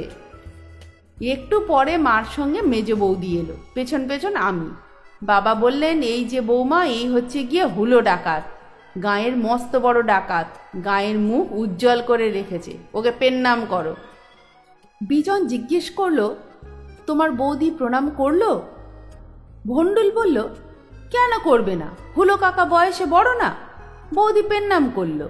হুলো কাকা বলল, খালি হাতে তোমাকে কেমন করে আশীর্বাদ করি, দাঁড়াও, ট্যাঁকে কি আছে দেখি। ট্যাঁক থেকে 5টা কাঁচা টাকা বেরোলো। কাঁচা টাকা বোঝেন? বিজন বলল, আম কাঁঠালের কাঁচা পাকা বুঝি, টাকার কাঁচা পাকা জানি না। ভণ্ডুল বলল, কাগজের টাকা নয়, এমনি টাকা হয় না, রূপোর মতো দেখতে, গোল গোল। এবার বিজন বুঝতে পেরে মাথা নাড়ল। ভণ্ডুল বলে যেতে লাগলো, সেই 5টা কাঁচা টাকা মেজ বৌদির হাতে দিয়ে হুলো কাকা বলল, ট্যাঁকে আর কিচ্ছু নেই মা, ডাকাতদের সঙ্গে করে কিছু আনতে নেই, কিন্তু সঙ্গে করে নিয়ে যেতে হয়। আজ যা নিলাম সেটা সামান্য, তোমার মুখটা দেখে মন ভরে গেল। পরান্দার বৌদিকে সেবা যতন করো। বাঁশের বেঞ্চি থেকে খাঁড়াটা তুলে নিতে নিতে হুলো কাকা বলল, চলি পরান্দা, এবার মুকুন্দ জেঠুর বাড়ি যেতে হবে, দেরি হলে বুড়ো আমার ছাল ছাড়িয়ে নেবে। বিজন বলল, এই তোমার হুলো ডাকাতের ডাকাতি? এ তো মনে হচ্ছে মাধুকরী। ভণ্ডুল বলল, মাধুকরী? তিনি আবার কে? বিজন বলল, এটা তো ডাকাতি নয়, এটা বৈষ্ণব মতে ভিক্ষা, একে ডাকাতি বলে? ভণ্ডুল খানিকক্ষণ চুপ করে থেকে বলল, শহরে গ্রামে অনেক ফারাক, ওসব আপনি বুঝবেন না। বিজন মনে মনে ভাবল, জেনারেশন গ্যাপের মতো শহর আর গ্রামের মধ্যেও বিশাল একটা ফারাক তৈরি হয়ে আছে। কেউ কারো মনের কাছে পৌঁছতে পারে না। ভণ্ডুলদের কাছে যা স্বাভাবিক, সেটাই বিজনের কাছে চরম অস্বাভাবিক। ভণ্ডুল বলল, হুলো কাকার ডেরায় এসে গেছি। বিজন চমকে উঠে চারপাশে তাকালো। একেবারে নিরীহ একটা পাড়া। রাস্তার উপর একটা ফেস্টুন ঝুলছে। সেই ফেস্টুনে যেমন লেখা আছে তা হলো এই রকম, দুর্গাপূজা উপলক্ষে ডাকাত পাড়ার নিবেদন, বিরাট যাত্রাপালা, সতীশের ছেলে। যাত্রা পরিচালনায় ডাকাত সর্দার হলধর বর। সবার নিমন্ত্রণ, সবাই আসুন, না এলে মুন্ডু যাবে। বিজন মনে মনে বলল, এমন ভয়ঙ্কর নিমন্ত্রণ এর আগে সে কখনো শোনেনি। ভণ্ডুলের দিকে তাকিয়ে বিজন বলল, তোমার হুলো কাকা কি পাওয়া যাবে? না পাওয়া গেলে এখানে আসাটাই বৃথা। ভণ্ডুল বলল, এতটা মিয়ে পড়বেন না, দোকানে না থাকলে বাড়ি যাব, আমি বাড়ি চিনি, আপনি আসুন দিনি। কিছুটা পথ আরও হাঁটতে হলো। হাঁটতে হাঁটতে ভণ্ডুল এসে একটা ছোট্ট মুদিখানার দোকানের সামনে দাঁড়ালো। বিজন দোকানটার দিকে তাকালো। গাঁয়ের মুদিখানার দোকান এই রকমই হয়। দোকানের সামনে বাঁশের বেঞ্চি, দোকানে ঝুলছে রঙিন বেলুন, সেগুলো প্লাস্টিকের প্যাকেটে মোড়া। হজমিগুলি, মুখশুদ্ধি আর মাথা ব্যথার বিচিত্র ওষুধ আশ্চর্য বাম, একবার লাগালেই আরাম। ভণ্ডুল বলল, হুলো কাকার দোকান। বিজন বলল, দোকান তো দেখলাম, হুলো ডাকাত কোথায়? ভণ্ডুল বিরক্ত গলায় উত্তর দিল, অত তড়িঘড়ি করলে হবে? শান্ত হয়ে দাঁড়ান দিনি, আমি হুলো কাকাকে ডাকি। বিজন দোকানের সামনে দাঁড়িয়ে পড়ল। দুটো বাচ্চা মেয়ে দোকান থেকে কী সব কিনে চলে গেল। দোকানদারি করছিল একটা যুবক ছেলে। বয়স কত হবে? বড়জোর 20-22, মিশমিশে কালো চেহারা। সেই ছেলেটা বিজনকে বার কয়েক খুঁটিয়ে দেখে বলল, কি চাই? বিজনের তো কিছুই কেনার নেই, অতএব প্রশ্নটা তাকে অস্বস্তিতে ফেলল। কিছু একটা বলতে হয় বলে সে বলল, সিগারেট আছে? দোকানি ছেলেটা উত্তর দিল, সিগারেট নেই, বিড়ি আছে, মধু বিড়ি। একবার খেলে আর সিগারেট খেতে ইচ্ছে করবে না, দেব? বিজন মাথা নেড়ে বলল, না। দোকানের সামনে পায়চারি করতে করতে বিজন ভাবতে লাগলো, ভণ্ডুল হুলো ডাকাতকে ডাকতে কোথায় গেল? এই দোকানের সামনে তাকে কতক্ষণ অপেক্ষা করতে হবে? মাঝে মধ্যে 2-1 খদ্দের আসছে। দোকান থেকে কেউ 1 প্যাকেট দাঁতে দেওয়ার গুল কিনছে, কেউ 250 আলু, কেউ বা 1 পোয়া ডাল। যারা কিনতে আসছে তারা সবাই বিজনকে খুঁটিয়ে খুঁটিয়ে দেখছে। গায়ে অচেনা মানুষকে সবাই এইভাবেই দেখে। বিজন এবার ঘড়ি দেখল। ভণ্ডুল তো প্রায় 10 মিনিট হলো হুলো ডাকাতের সন্ধানে গেছে, এখনও ফিরছে না কেন? ভাবতে ভাবতেই ভণ্ডুল এলো। বিজন প্রশ্ন করল, কোথায় গিয়েছিলে? ভণ্ডুল জবাব দিল, হুলো কাকাকে খবর দিতে। কাকা তো যাত্রার মহলা দিচ্ছিল, আপনার নাম করায় বলল, তুই এগোয়ে যা, আমি আসছি। বিজন আবার জিজ্ঞেস করল, হুলো ডাকাত আবার যাত্রাপালাতেও অভিনয় করে? ভণ্ডুল উত্তর দিল, করে বই কি, সতীশের ছেলে পালায় হুলো কাকার মস্ত বড় পাঠ, সতীশের শ্বশুর। বিজন ছোট্ট একটা শ্বাস ফেলে বলল, তা তিনি আসছেন কখন? ভণ্ডুল বলল, মোষ পেলেই চলে আসবেন। বিজন সিগারেট ধরাতে গিয়ে থেমে গেল। অবাক দৃষ্টিতে ভণ্ডুলের দিকে তাকিয়ে বলল, পেলেই চলে আসবেন মানে? ভণ্ডুল দোকানের সামনে বাঁশের মাচায় বসতে বসতে বলল, হুলো কাকার বয়স হয়েছে তো, তাছাড়া গেঁটে বাতের ব্যথা আছে, বেশি হাঁটতে পারে না, তাই মোষের পিঠে চলাফেরা করে। একটু সবুর করুন, হুলো কাকা এলো বলে। মিনিট 2 অপেক্ষা করার পর একটি কালো মোষকে দেখা গেল। তার পিঠে চেপে আসছে ততোধিক কালো এক শীর্ণকায় প্রৌঢ়। ভণ্ডুলের কাছ থেকে জানা গেল সে বিখ্যাত ডাকাত সর্দার হুলো, গাঁয়ে যার নাম টাইগার। জীবনে অনেকবার অনেক কাজ করতে গিয়ে বিজন হতাশ হয়েছে, কিন্তু আজকের মতো এতখানি হতাশ আগে কখনো হয়নি। মনে হচ্ছে ভবিষ্যতে হওয়ার সম্ভাবনাও কম। এতকাল সিনেমা থিয়েটারে কত রকমের ডাকাত দেখার অভিজ্ঞতা হয়েছে। বিজন ভেবেছিল মাথায় পাগড়ি, কপালে লাল ফোঁটা, ইয়া গালপাট্টা আর গলায় পৈতের মতো ঝোলানো গুলির মালা, এই না হলে ডাকাত মানায়। কিন্তু এ কেমন ডাকাত? মোষটা সামনে এসে দাঁড়ালো। ভণ্ডুল দোকান থেকে একটা টুল এনে মোষের পাশে রাখল। হুলো ডাকাত তাতে পা দিয়ে নামল। নেমেই বিজনের দিকে তাকিয়ে হাত জোড় করে নমস্কার জানিয়ে বলল, দাঁড়ে কেন, বসেন। ওরে গুলে, বাবুরে মুড়ি মুড়কি দে, ভালো করে চা বানাতে বল। এতক্ষণ দোকানে বসে যে ছেলেটা দোকানদারি করছিল তারই নাম গুলে। গুলে চটপট একটা 5-6 টাকি ঠোঁয়ায় মুড়ি মুড়কি ভরে বিজনের দিকে এগিয়ে দিল। হুলো ডাকাত বলল, ভণ্ডুলকেও দিস।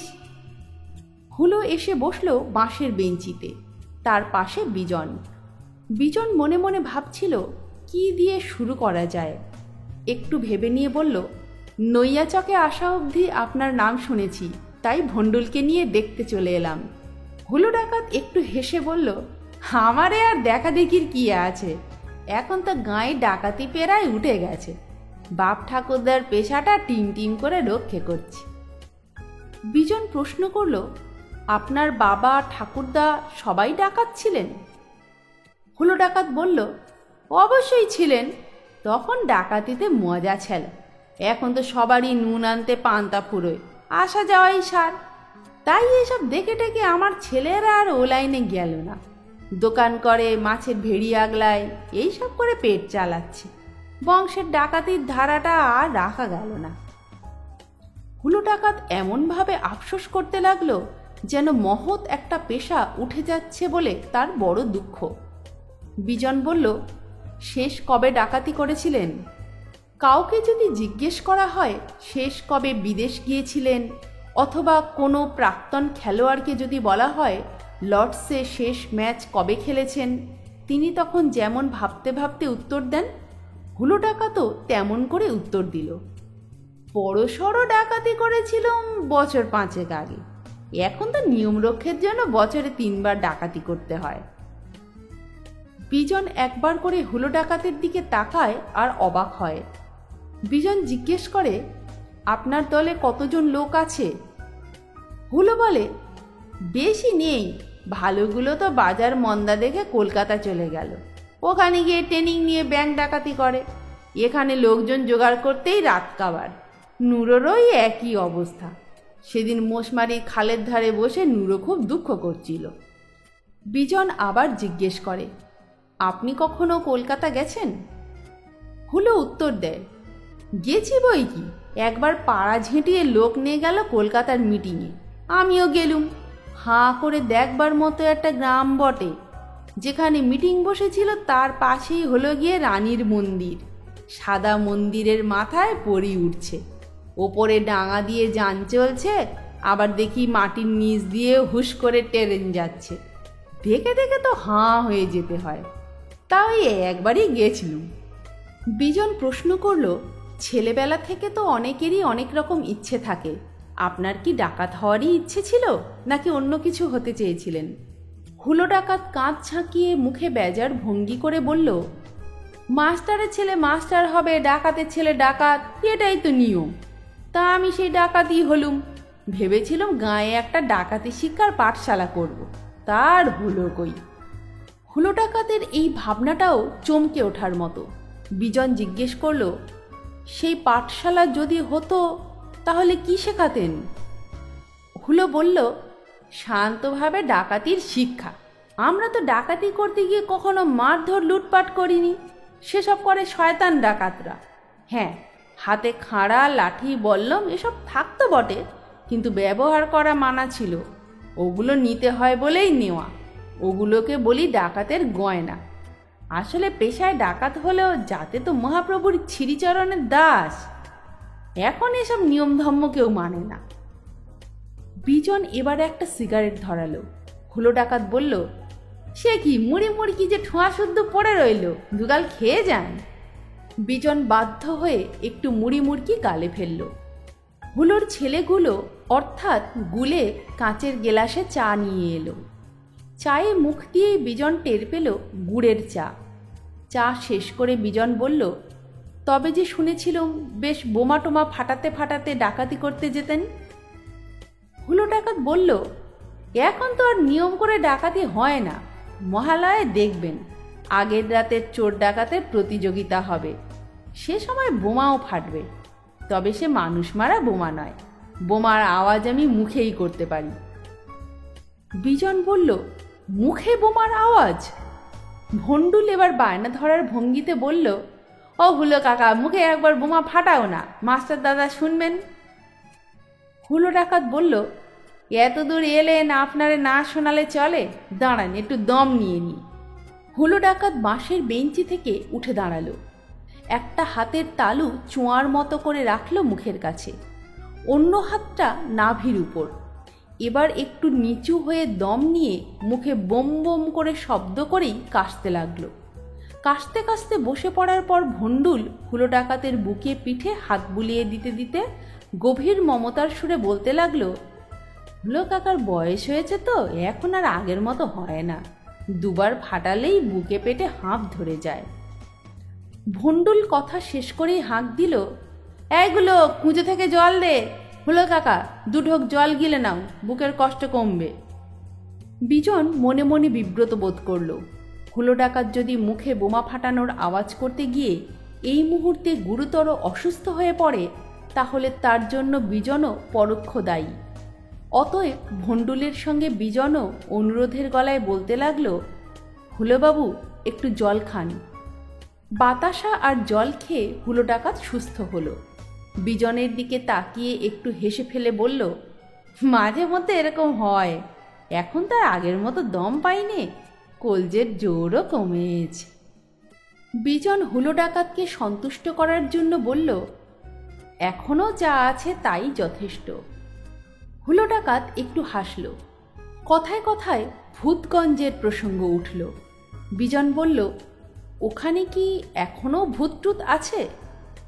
হুলো ডাকাত উত্তর দিল, এই গাঁয়ে কে থাকবে বলুন তো? এটা একটা মরা গাঁ, আমাদের কোথাও যাওয়ার জায়গা নেই, গাঁকে ভালোবেসে থেকে গেছি। ভূতেরা তো তেমন নয়, তেনারা থাকবেন কেন? এসব কথায় বিজন খুব মজা পায়। বিজন জিজ্ঞেস করে, তার মানে এখন আর কোনো ভূত নেই?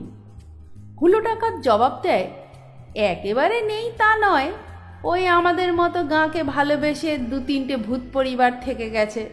একখানা বাড়বাড়ন্ত গ্রামে ভূত, ডাকাত, চোর, গোলা ভরা ধান, খালে বিলে মাছ, মাঠ ভরা ফসল, পাঠশালা, রকচটা বুড়ো বুড়ি, খান্দুই পাগল আর গোয়াল ভর্তি গরু, ছাগল, হাঁস মুরগি না থাকলে কি সেই গ্রামে শ্রী বাড়ে?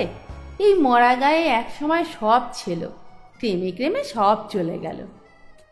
বিজন জানতে চাইল, ভূতগুলো সব গেল কোথায়? হুলো ডাকাত বলল, কে জানে কোন চলে গেল। 2-3টে পরিবার আছে, অন্যরা কলকাতা, দিল্লি ওইসব দিকে গেছে। তেনাদের তো যেতে আসতে ট্রেন ভাড়া লাগে না। ডাকাত পাড়ায় ধীরে ধীরে সন্ধ্যা নেমে আসছিল। বিজন একবার ঘড়ির দিকে তাকিয়ে হুলো ডাকাতকে বলল, হুলোবাবু আজ উঠি। সঙ্গে সঙ্গে হুলো ডাকাত উঠে দাঁড়িয়ে অতিথি বিদায়ের ভঙ্গিতে বলল, মাঝে মধ্যে এ পাড়ায় চলে আসবেন, এটা হলো আমার দোকান, আপনি এলে বড্ড ভালো লাগবে। ভণ্ডুলকে সঙ্গে নিয়ে বিজন উঠে দাঁড়ালো। হুলো ডাকাত সঙ্গে সঙ্গে মোষমারির খাল পর্যন্ত এলো। খালের বুকে তখন অন্ধকার জমতে শুরু করেছে। দুপাশে গাছগাছালি থাকার জন্য খালের জল আর তেমন দেখা যাচ্ছে না। খালের জলে খলবল করে শব্দ হচ্ছে। হুলো ডাকাত বলল, জালে বড় মাছ আটকেছে, বেশি দেরি করলে জাল ছিঁড়ে ফেলবে। এটা কার জাল? কথা শেষ করেই হুলো ডাকাত গর্জন করে উঠে ডাকল, এ কার জাল? খালের দুপারে গাছগাছালি আর ছাড়া ছাড়া জঙ্গল। ওই জঙ্গলের দিক থেকে উত্তর এলো, হুলো দাদা, আমার জাল। হুলো ডাকাতের আবার গর্জন, এদিকে আয়। হুলো ডাকাতের গায়ে গতরে কতটা জোর তা বিজন জানে না, কিন্তু গলার জোর যে যথেষ্ট তা দিব্যি টের পাওয়া যাচ্ছে। একটু বাদেই বেটে খাটো একজন লোক লুঙ্গি বাঁধতে বাঁধতে এলো। হুলো ডাকাত তাকে দেখে বলল, শম্ভু, তোর জালে বড় মাছ আটকেছে, খলবালানির আওয়াজ পাচ্ছিস নে? এই বেলা জাল গুটিয়ে নে, আবার ঠাকুরের নাম দিয়ে নতুন জাল পেতে রাখ, রেতের বেলা জোয়ার আসবে। বোঝা গেল লোকটার নাম শম্ভু। শম্ভু বলল, গুপিকে বাড়ি পাঠতে দিচ্ছি লণ্ঠন আনতে, আলো না হলে জলে নামতে পারবো না। হুলো ডাকাত বিজনকে দেখিয়ে বলল, এনারে চিনিস? আমাদের নইয়া চকের ডাকঘরে মাস্টারবাবু, আমাদের দেখবে বলে এ ছিল। কি গো মাস্টার, আমাদের দেখতে আসেননি? বিজন বলল, হ্যাঁ, দেখতে এসেছিলাম। এখানে এসে স্তক হুলো ডাকাতের নাম শুনছি, একবার না দেখলে চলে? হুলো ডাকাত বলল, তোর লণ্ঠন আনতে কতক্ষণ লাগবে রে? মাস্টারবাবু আমাদের গায়ে নতুন, তারে একটা মাছ দিবি নে? বিজন কিছু বলতে যাওয়ার আগেই শম্ভু বলে উঠল, এ আবার একটা কথা হলো? মাস্টারবাবু একটু সবুর করুন, একবার যখন সাক্ষাৎ হলো তখন খালি হাতে যেতে দিবনি। বিজন আবার কিছু বলতে যাচ্ছিল, কিন্তু বলা হলো না। ভণ্ডুল ফিসফিস করে বলল, একদম মানা করবেন না, তাতে শম্ভু কাকা মনে কষ্ট পাবে। কথা শেষ হওয়ার আগেই দুটো লণ্ঠন নিয়ে দুজন লোক এসে গেল। শম্ভু ভণ্ডুলের দিকে তাকিয়ে বলল, ভণ্ডুল, আমি জাল তুলছি, তুই আর ন্যাপা গিয়ে মাছগুলো ধর। পুকুরে জাল ফেলে মাছ ধরা দেখার অভিজ্ঞতা বিজনের ছিল, কিন্তু এখানে পাতা জাল পুরোটা টেনে তুলল না। জালের যে দিকটা ফাঁকা ছিল সেই ফাঁকটুকু প্রথমে বন্ধ করে জালটা জলের উপরে তুলে শম্ভু ঝাঁকাতে লাগলো। লণ্ঠনের অল্প আলোতে বিজন মাছগুলোকে দেখতে পেল, সেই সঙ্গে জালে বন্দি মাছগুলোর ছটফটানির শব্দ। ভণ্ডুল পরনের লুঙ্গিটা খুলে হাফ প্যান্ট পরে জলে নামল, সঙ্গে আরও একজন জালের ফাঁকা দিকটা আটকাচ্ছে, আর ভণ্ডুল বড় বড় মাছগুলোকে ধরে ডাঙায় ছুঁড়ে ছুঁড়ে দিচ্ছে। কয়েকটা ছোট মাছ জাল তোলবার সময় লাফিয়ে পালালো। মোশমারির খালের এদিকে তখন বড় বড় ঘাসের উপর নানা সাইজের অনেক মাছ। মাছগুলো প্রথমে বিশু গুনল, একটা মাছ হাতে নিয়ে বিড়বিড় করে কী সব বলে সেটা একটা থলেতে ভরে নিল। এবার কিলো দেড়েক ওজনের একটা রুই মাছ তুলে তার কানকোতে দড়ি বেঁধে ঝুলিয়ে নিয়ে এসে দাঁড়ালো বিজনের কাছে। বিনীত ভঙ্গিতে বলল, নেন মাস্টারবাবু, মোশমারির খালের মাছ, তার স্বাদ বড় ভালো, হাতে করে নেন। বিজনকে নিতেই হলো। ব্রিজ পেরিয়ে আসার পর এপার থেকে বিজন দেখল অন্ধকারে হ্যারিকেন দুলিয়ে হুলো ডাকাত আর শম্ভু তাদের তখনও বিদায় জানিয়ে চলেছে। রাত্রে ওই মাছের ঝোল রাঁধল ভণ্ডুল। ওর রান্নার হাতটি বড় ভালো। খাওয়া শেষ করে বারান্দায় এসে বিজন বসল। গোটা নৈয়াচক যেন অসাড় হয়ে ঘুমোচ্ছে। বারান্দার সামনে গাছের মাথায় থোকা থোকা জোনাকি। পেছনের বাঁশবাগান থেকে শিয়ালের ডাক আসছে। রোজই বার কয়েক আসে। ঘরের কাজ মিটিয়ে ভণ্ডুল এসে পাশে বসেছে। সিগারেট খেতে খেতে বিজন বলল, হ্যাঁ রে ভণ্ডুল, তোর ওই ভূতগঞ্জের জমিটা উদ্ধারের একটা ব্যবস্থা করবি না? ভণ্ডুল মৌরি চিবোতে চিবোতে বলল, আমি কেমন করে উদ্ধার করব? না জানি লেখাপড়া, না আছে নোক বল, কপালে না থাকলে কিছুই হবে না। কথায় বলে না, ভাগ্যে নেই ঘি আর ঠকঠকালে হবে কি? বিজন সিগারেটে টান দিয়ে চুপ করে থাকে। একটু পরে বলে, তোর জ্ঞাতিরা তোকে ঠকিয়েছে।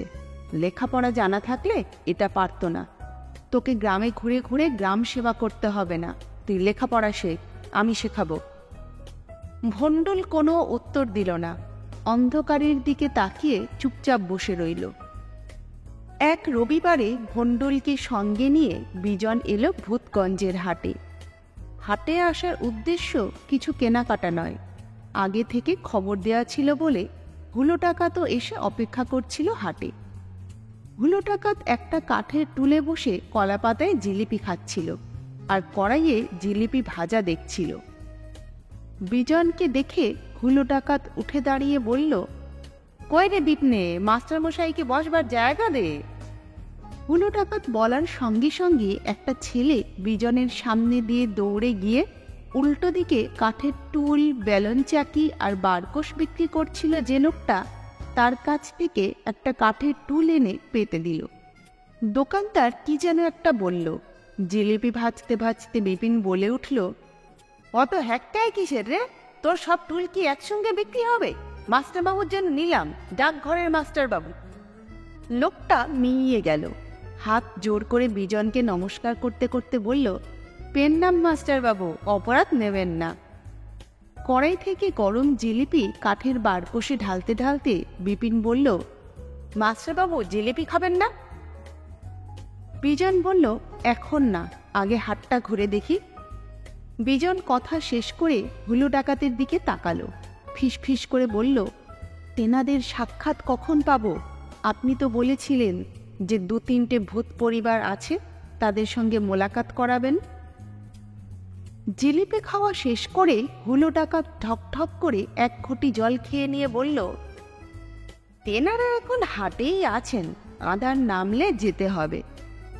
অতএব হুলো ডাকাতকে সঙ্গে করে বিজন হাটে ঘুরতে বেরোল। এই হাটে সবই লভ্য। নিম গাছের গায়ে আয়না ঝুলিয়ে একটা সেলুন, সেলুনের নাম গ্র্যান্ড হেয়ার কাটিং সেলুন। একটা লোক হাতল ছাড়া চেয়ারে বসে দাড়ি কামাচ্ছে। পেটের যাবতীয় রোগ সারিয়ে দেওয়ার মহৌষধ বিক্রি হচ্ছে আটানায়। একটা জায়গায় পিচবোর্ডের উপর লেখা, এইখানে উত্তম রূপে দাঁত তোলা এবং বাঁধানো হয়। দাঁত তোলার দোকানের সামনে এসে বিজন থমকে দাঁড়ালো। একটা ছোট কাঠের টেবিলের উপর নানা রকম শিশি। ডাক্তার বসেছেন হাতল ছাড়া একটা চেয়ারে। গাছের সঙ্গে একটা আঁকশিতে ঝুলছে তেল চিটচিটে কালো রঙের কোট। সম্ভবত ওটা দাঁতের ডাক্তারের। মোটা এবং খর্বকায় সেই ডাক্তারের নাকের নিচে বিশাল এক গোঁফ। দেখে মনে হচ্ছে ঠিক যেন গোঁফ নয়, কিছু খুচরো চুল মোটা করে নাকের নিচে আটকে দেওয়া হয়েছে। একটা লোকের তখন দাঁত তোলার উদ্যোগ হচ্ছে। ভণ্ডুল বলল, সম্ভবত ডাক্তার সুতো দিয়ে দাঁত তোলে। মস্ত বড় ডাক্তারবাবুর দাঁত তোলা দেখার জন্য বিজন দাঁড়িয়ে গেল। গোড়া থেকেই সে লক্ষ্য করছিল ডাক্তারবাবুর কাঁধে একটি লাল রঙের গামছা। দাঁত তুলতে গামছার কি প্রয়োজন সেটা বিজন বুঝতে পারল না। ডাক্তার সামনে দাঁড়ানো লোকটাকে হুকুম করার ভঙ্গিতে বলল, দাঁড়িয়ে থাকলে হবে না, হাঁটু মুড়ে মাটিতে বসো। রোগী তাই করল। ডাক্তার বললেন, বড় করে হাঁ করো, আরো বড়। হ্যাঁ, মুখ মোটে বুঝবে না, তাতে তো পোকা লেগে দফা রফা। একখানি তুললে হবে না, পাশের দুষ্টু দাঁতটাকেও তুলতে হবে। এবার মুখ বন্ধ করো। দুটি দাঁত 2 টাকা, আগে টাকা বার করো। দাঁতের রোগী 2 টাকা বার করে ডাক্তারের হাতে দিল। ডাক্তার টাকা দুটো পকেটে পুরে বললেন, সেই আগের মতো বড় করে হাঁ করো। রোগী তাই করল।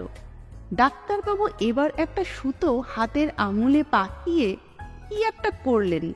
নিজের কাঁধের গামছাটা রোগীর গলায় পেঁচিয়ে দিয়ে বাঁ হাতে শক্ত করে ধরলেন। মনে হচ্ছে কাউকে যেন গলায় গামছা দিয়ে টেনে নিয়ে যাওয়া হবে। সুতো দিয়ে দাঁতে টান দিতে রোগী আ বলে আর্তনাদ করে ছটফট করতে লাগল। ডাক্তারবাবু ধমক দিয়ে বলে উঠলেন, চুপ, একদম আওয়াজ করবে না, এবার পরেরটা। আরেকটা দাঁত তোলার পর রোগীর আর বসে থাকার ক্ষমতা নেই। হাঁটু মুড়ে বসেছিল, এবার এই অবস্থাতেই চিত হয়ে শুয়ে পড়ল।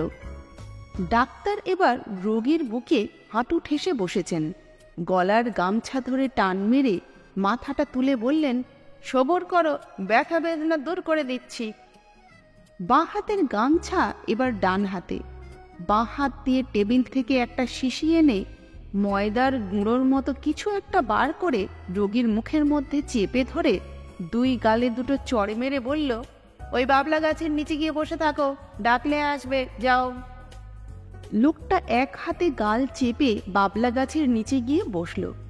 বিজন দেখল এখানে আরও কয়েকজন লোক গালে হাত দিয়ে বসে কাতরাচ্ছে আর ডাক্তারের ডাকের প্রতীক্ষা করছে। মস্ত বড় ডাক্তারের দাঁত তোলা দেখে বিজনের নিজের দাঁতেই যেন ব্যথা শুরু হয়ে গেল। মেলাতে আরও খানিকক্ষণ ঘোরাঘুরি করতে হলো, কেননা হলো ডাকাত বলেছে আধার না হলে তেনাদের দেখা মিলবে না। ওই মেলাতেই কোষ্ঠী বিচার, হাত দেখা, জড়িবুটি সব রয়েছে। সব ঘুরে ঘুরে দেখতে বিকেল হয়ে এলো। গাছের মাথা চুঁইয়ে অন্ধকার নামছে। হুলো ডাকাত বলল, চলুন এবার ওদের পাড়ায় যাওয়া যাক। বিজন বলল, এখান থেকে কত দূর? হুলো ডাকাত বলল, বেশি না, 1 কোষের কম, চলুন রওনা দিই। হুলো ডাকাত, ভণ্ডুল আর বিজন হাঁটতে আরম্ভ করল। যত এগোয় গ্রাম ততই ঘন হয়ে ওঠে। বাঁশ বাগান, আম কাঁঠালের বাগান আর ঝোপ জঙ্গলে চলার পথটা যেন অন্ধকার। মনে হয় যতটুকু দিনের আলো ছিল সব যেন শুষে নিয়েছে এই গাছপালা। থেকে থেকে এক একটা তালগাছ। শেষ বেলায় বাতাস লেগে তালগাছের শুকনো পাতায় খড়খড় আওয়াজ উঠছে। হুলো ডাকাত মাদিকের একটা ডোবার দিকে দেখিয়ে বলল, ওটি হচ্ছে ভূতগঞ্জের ভাগাড়, এ তল্লাটায় একটাই ভাগাড়। বিজন বলল, তেনারা কি ওই ভাগাড়েই থাকেন? হুলো ডাকাত বলল, না, এটি পেরিয়ে গেলেই আসল ভূতপাড়া, তেনাদের দর্শন ওখানেই পাবেন। আরও কিছুটা আসার পর একখানা টিনের দোচালা বাড়ি দেখা গেল। বাড়ির সামনে মস্ত বড় উঠোন। বাঁশের বেড়া দিয়ে উঠোনটা ঘেরা। বেড়া বোধহয় দেয়া হয়েছিল অনেক দিন আগে। অযত্নে সেই বেড়া জায়গায় জায়গায় ভেঙে গেছে। উঠোনে এত রকমের গাছপালা, দেখলে জঙ্গল মনে হয়। বিজন কিছু বলতে যাচ্ছিল, হুলো ডাকাত ইশারায় চুপ করতে বলল। উঠোন পেরিয়ে ঘরের বারান্দায় যেতে হলে বাঁশের গেট খুলতে হয়, সেটা একেবারে রাস্তার উপর। হুলো ডাকাত সেই বাঁশের গেটটা খুলতেই ক্যাঁ ক্যাঁ করে গেটটার আওয়াজ উঠল।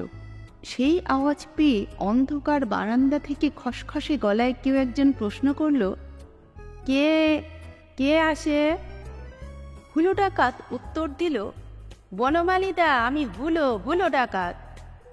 ওই অন্ধকার বারান্দা থেকে বনমালী বলল, সে কি সন্ধেবেলাতেই ডাকাতি করতে এলে? তোদের নিয়মকানুনের কোনো বালাই নেই বাছা? আগে একটা খবর দিতে হয় তো, ঘরে তো কিছুই জোগাড় নেই। উঠোন পেরিয়ে বিজনরা ততক্ষণে বারান্দায় পা রেখেছে। বনমালী বলল, দাঁড়া, লণ্ঠনটা আনি। কিন্তু বনমালী উঠল না। বারান্দার উপর একটা তক্তপোষ, ওখানে বসেই হাঁক দিল, ওই পটু, লণ্ঠনটা নিয়ে আয়। একটু পরে লণ্ঠন জ্বালিয়ে একটি মেয়ে এলো।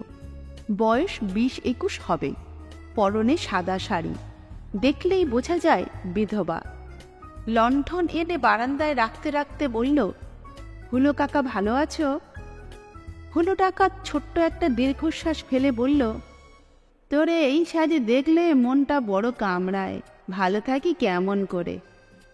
বনমালী এবার নিজের হ্যারিকেন তুলে সবার মুখ দেখতে দেখতে বলল, এটা তো ভণ্ডই, তাই এটা কি? এই বুঝি তোর ডাকাতের দল? দল বাড়াতে পারিস না? বনমালীর কণ্ঠে ভর্ৎসনা। হুলো ডাকাত বলল, এই ডাকাতি করতে আসিনি, ইনি হচ্ছেন গিয়ে ডাকঘরের মাস্টার বাবু। ভূত দেখবে বলে তোমার ঠায় এসেছে, তেনারা তো তোমার কথা শোনে। বনমালী লণ্ঠন বারান্দায় নামিয়ে রাখতে রাখতে বলল, যা দিনকাল পড়েছে তাতে বাপের কথা ছেলে শোনে না, তবু যে ওরা শুনছেন সেই আমার 14 পুরুষের ভাগ্য। বিজন বলল, আপনার এখানে তিনাদের দেখা যায়? বনমালী বলল, দেখব বললেই কি আর দেখা যায়? বাঘ বলো, ভূত বলো, আর দত্তি দানব যাই বলো, সবাই তো মানুষকে ভয় করে। মানুষের চাইতে অদ্ভুত তো আর কিছু নেই।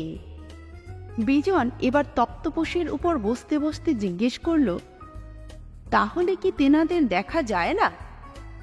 বনমালী বলল, অনুভবে বুঝতে হয়, তেনারা তো ফিয়ে পাখি নয় যে মানুষের উঠোনে নেচে নেচে বেড়াবে। ভূত আর ভগবান তেনাদের দেখতে হবে মনের ভিতরে, অমনি অমনি দেখা যাবে না। বিজন মনে মনে হতাশ হয়ে পড়ল। ভগবান দেখার সৌভাগ্য তার নেই। ভেবেছিল এ গায়ে এসে ভূতটা অন্তত দেখা হবে, কিন্তু তাও বুঝি হচ্ছে না। বিজনের মনের ভাবটা আন্দাজ করে ভণ্ডুল বলল, ও কাকা, একখানা কচি কাঁচাও দেখা যাবে না? বনমালী বলল, দেখবে কেমন করে? মোটে তো 3 ঘর ভূত আছে, তাও কদিন থাকবে কে জানে। মানুষরা তো ভূতদের নিয়ে কম ঠাট্টা ইয়ার্কি করে না। সেদিন সন্ধ্যাবেলা ওই উঠোনের গাব গাছে পা ঝুলিয়ে বসে মুকুন্দ কাকা খুব দুঃখ করছিলেন। বিজন মনে মনে ভাবল, গায়ের একজন বয়স্ক লোক ভর সন্ধ্যেবেলায় গাব গাছে পা ঝুলিয়ে বসে কেন দুঃখ করবে? দুঃখ প্রকাশের জন্য আর কোনো উপযুক্ত জায়গা ছিল না। কিন্তু এই ভাবনাটা বেশিক্ষণ ভাবতে হলো না। একটু পরেই বোঝা গেল মুকুন্দ পাড়ুই আজ থেকে 10 বছর আগে মরে গিয়ে ভূত হয়ে গেছে। ভূত হয়ে যাবার পর খুব স্বাভাবিকভাবেই ভূতদের নিজস্ব পাড়া ভূতগঞ্জে চলে এসেছে। উনি আপাতত এই অঞ্চলে প্রবীণ ভূত। বিজন জিজ্ঞেস করল, মুকুন্দবাবুর সঙ্গে প্রায়ই তাহলে আপনার কথাবার্তা হয়? বনমালী উত্তর দিল, হয় বই কি। বিজন বলল, সেদিন উনি কি নিয়ে দুঃখ প্রকাশ করছিলেন? বনমালী উত্তর দিল, এই গ্রামের কথাই হচ্ছিল। মুকুন্দদা বলতেছিলেন, দেখ বনমালী, গাঁখানা মরে গেছে, বাইরে থেকে চোর ডাকাত এসে গ্রামে হামলা করছে। আগে এমনটা হতো, হুলো আর নুরোরা আপোষে ডাকাতি করত, সেই সঙ্গে গ্রাম রক্ষে করত। এখন কতকাল আর গাব গাছে বসে ঠ্যাং ঝুলিয়ে গ্রাম রক্ষে করবো বল দিনি? মরে গিয়ে ভূত হয়ে নিস্তার নেই। বাইরের উঠোন জুড়ে থকথকে অন্ধকার। সেই অন্ধকারে জোনাকির ওড়াউড়ি চলছে। বিজন বলল, আপনার এখানে বিস্তর গাছপালা, তাই না? বনমালী উত্তর দিল, সবই তা গায়ের লোকের জন্য করেছিল। কালমেঘের গাছ, পাথরকুচি গাছ, নিচিন্দে পাতা, বাকস পাতা, আরও কত রকম। এখনো অনেকে এসে নিয়ে যায়। গায়ে এসব থাকলে ডাক্তার বদ্যির দরকার হয় না। বনমালীর বিধবা মেয়ে পটু ততক্ষণে নারকোল কোড়া, মুড়ি আর তালপাটালি এনে খেতে দিয়েছে। বনমালী মেয়েকে বলল, পটু, সরাই করে তেনাদের খাবার দে, গাবতলায় দিয়ে আসি। বিজন মুড়ি খেতে খেতে বলল, এই ভূতগঞ্জে ভণ্ডুলের কিছুটা জমি বেদখলই হয়ে রয়েছে। ওই জমিটা উদ্ধারের কি ব্যবস্থা করা যায়? বনমালী মাথা নাড়তে নাড়তে বলল, সবই জানি, কোর্ট কাছারি করার পথ বন্ধ, কারণ ভণ্ডুলের কাছে কোনো কাগজপত্র নেই। দ্বিতীয় পথ লাঠালাঠি, সেটা ভণ্ডুল চায় না। ওকে তো মেরে রেখেছে ওর জ্ঞাতিরা। ঘরের ইঁদুর বাঁধন কাটলে তারে আটকাবে কেমনি? জ্ঞাতি শত্রুরের চাইতে বড় শত্রুর আর হয় না। ভণ্ডুল যেন প্রসঙ্গটা চাপা দেওয়ার জন্যই বলল, ওসব কথা থাক কাকু, এক গায়ে বাস করে লাঠালাঠি করতে পারবনি। বনমালী বলল, করবি কেমনে? গায়ে আর লাঠি ধরার ছেলে আছে? কোনো শরীর শিক্ষে নেই। ভুলে বলেছিল ডাকাতির পাঠশালাটা করবে, তা করলেও শরীর শিক্ষে হতো। গায়ের বিপদে লাঠি ধরার ছেলে পাওয়া যেত, কিন্তু হুলো তো করতেই পারল না। হুলো ডাকাতকে এবার বেশ লজ্জিত দেখালো। সে বলল, ইচ্ছেটা এখনো মরে যায়নি, সেরেপ দমে আছে, দেখি কি হয়। বিজনরা যখন উঠে আসছে তখন পটু মাটির সরায় কলাপাতা ঢাকা দিয়ে কিছু একটা নিয়ে এলো। বনমালীর হাতে দিয়ে বলল, বাবা, খাবারটা নাও। বনমালী দু হাতে মাটির সরা ধরে গাব গাছের তলায় গেল। গাছের তলায় সরা রেখে বলল, মুকুন্দদা, খাবার রইল, কুকুর বেড়ালে মুখ দেওয়ার আগে নেমে এসে খেয়ে নিও। ওরা বোধহয় হাট থেকেই খেয়ে আসবে। বিজনরা গেট পেরিয়ে আসবার সময়ও গাব গাছের তলায় কারো ছায়া পর্যন্ত দেখতে পেল না, কিন্তু শুনতে পেল বনমালীদা বলছেন, বাজারে জিনিসপত্রের আকাল, ভালো মন্দ জোটাতে পারিনি, যা জোটে তাই মুখে দাও। ক্রমাগত অবিশ্বাস্য ঘটনার মধ্যে থাকতে থাকতে একসময় সবই বিশ্বাস্য মনে হতে থাকে। নৈয়াচক আর তার আশেপাশে গ্রামের ঘটনাগুলো ক্রমে ক্রমে বিজনের গা সওয়া হয়ে গেল। কোনো কিছুতেই আর অবিশ্বাস হয় না। রাত্রেবেলা ভণ্ডুলকে পড়াতে পড়াতে ভণ্ডুল যখন বলে, ফি বছর মনসা পুজোয় সোনাপাড়ার মনসা মন্দিরে হাজার হাজার সাপ আসে এবং গ্রামের লোকের দেওয়া দুধ কলা চেটেপুটে খেয়ে নাচতে নাচতে চলে যায়, তখন বিজন কোনো প্রতিবাদ করে না। যদিও সে জানে চুকচুক করে অথবা চেটেপুটে দুধ খাওয়ার ক্ষমতা সাপেদের নেই।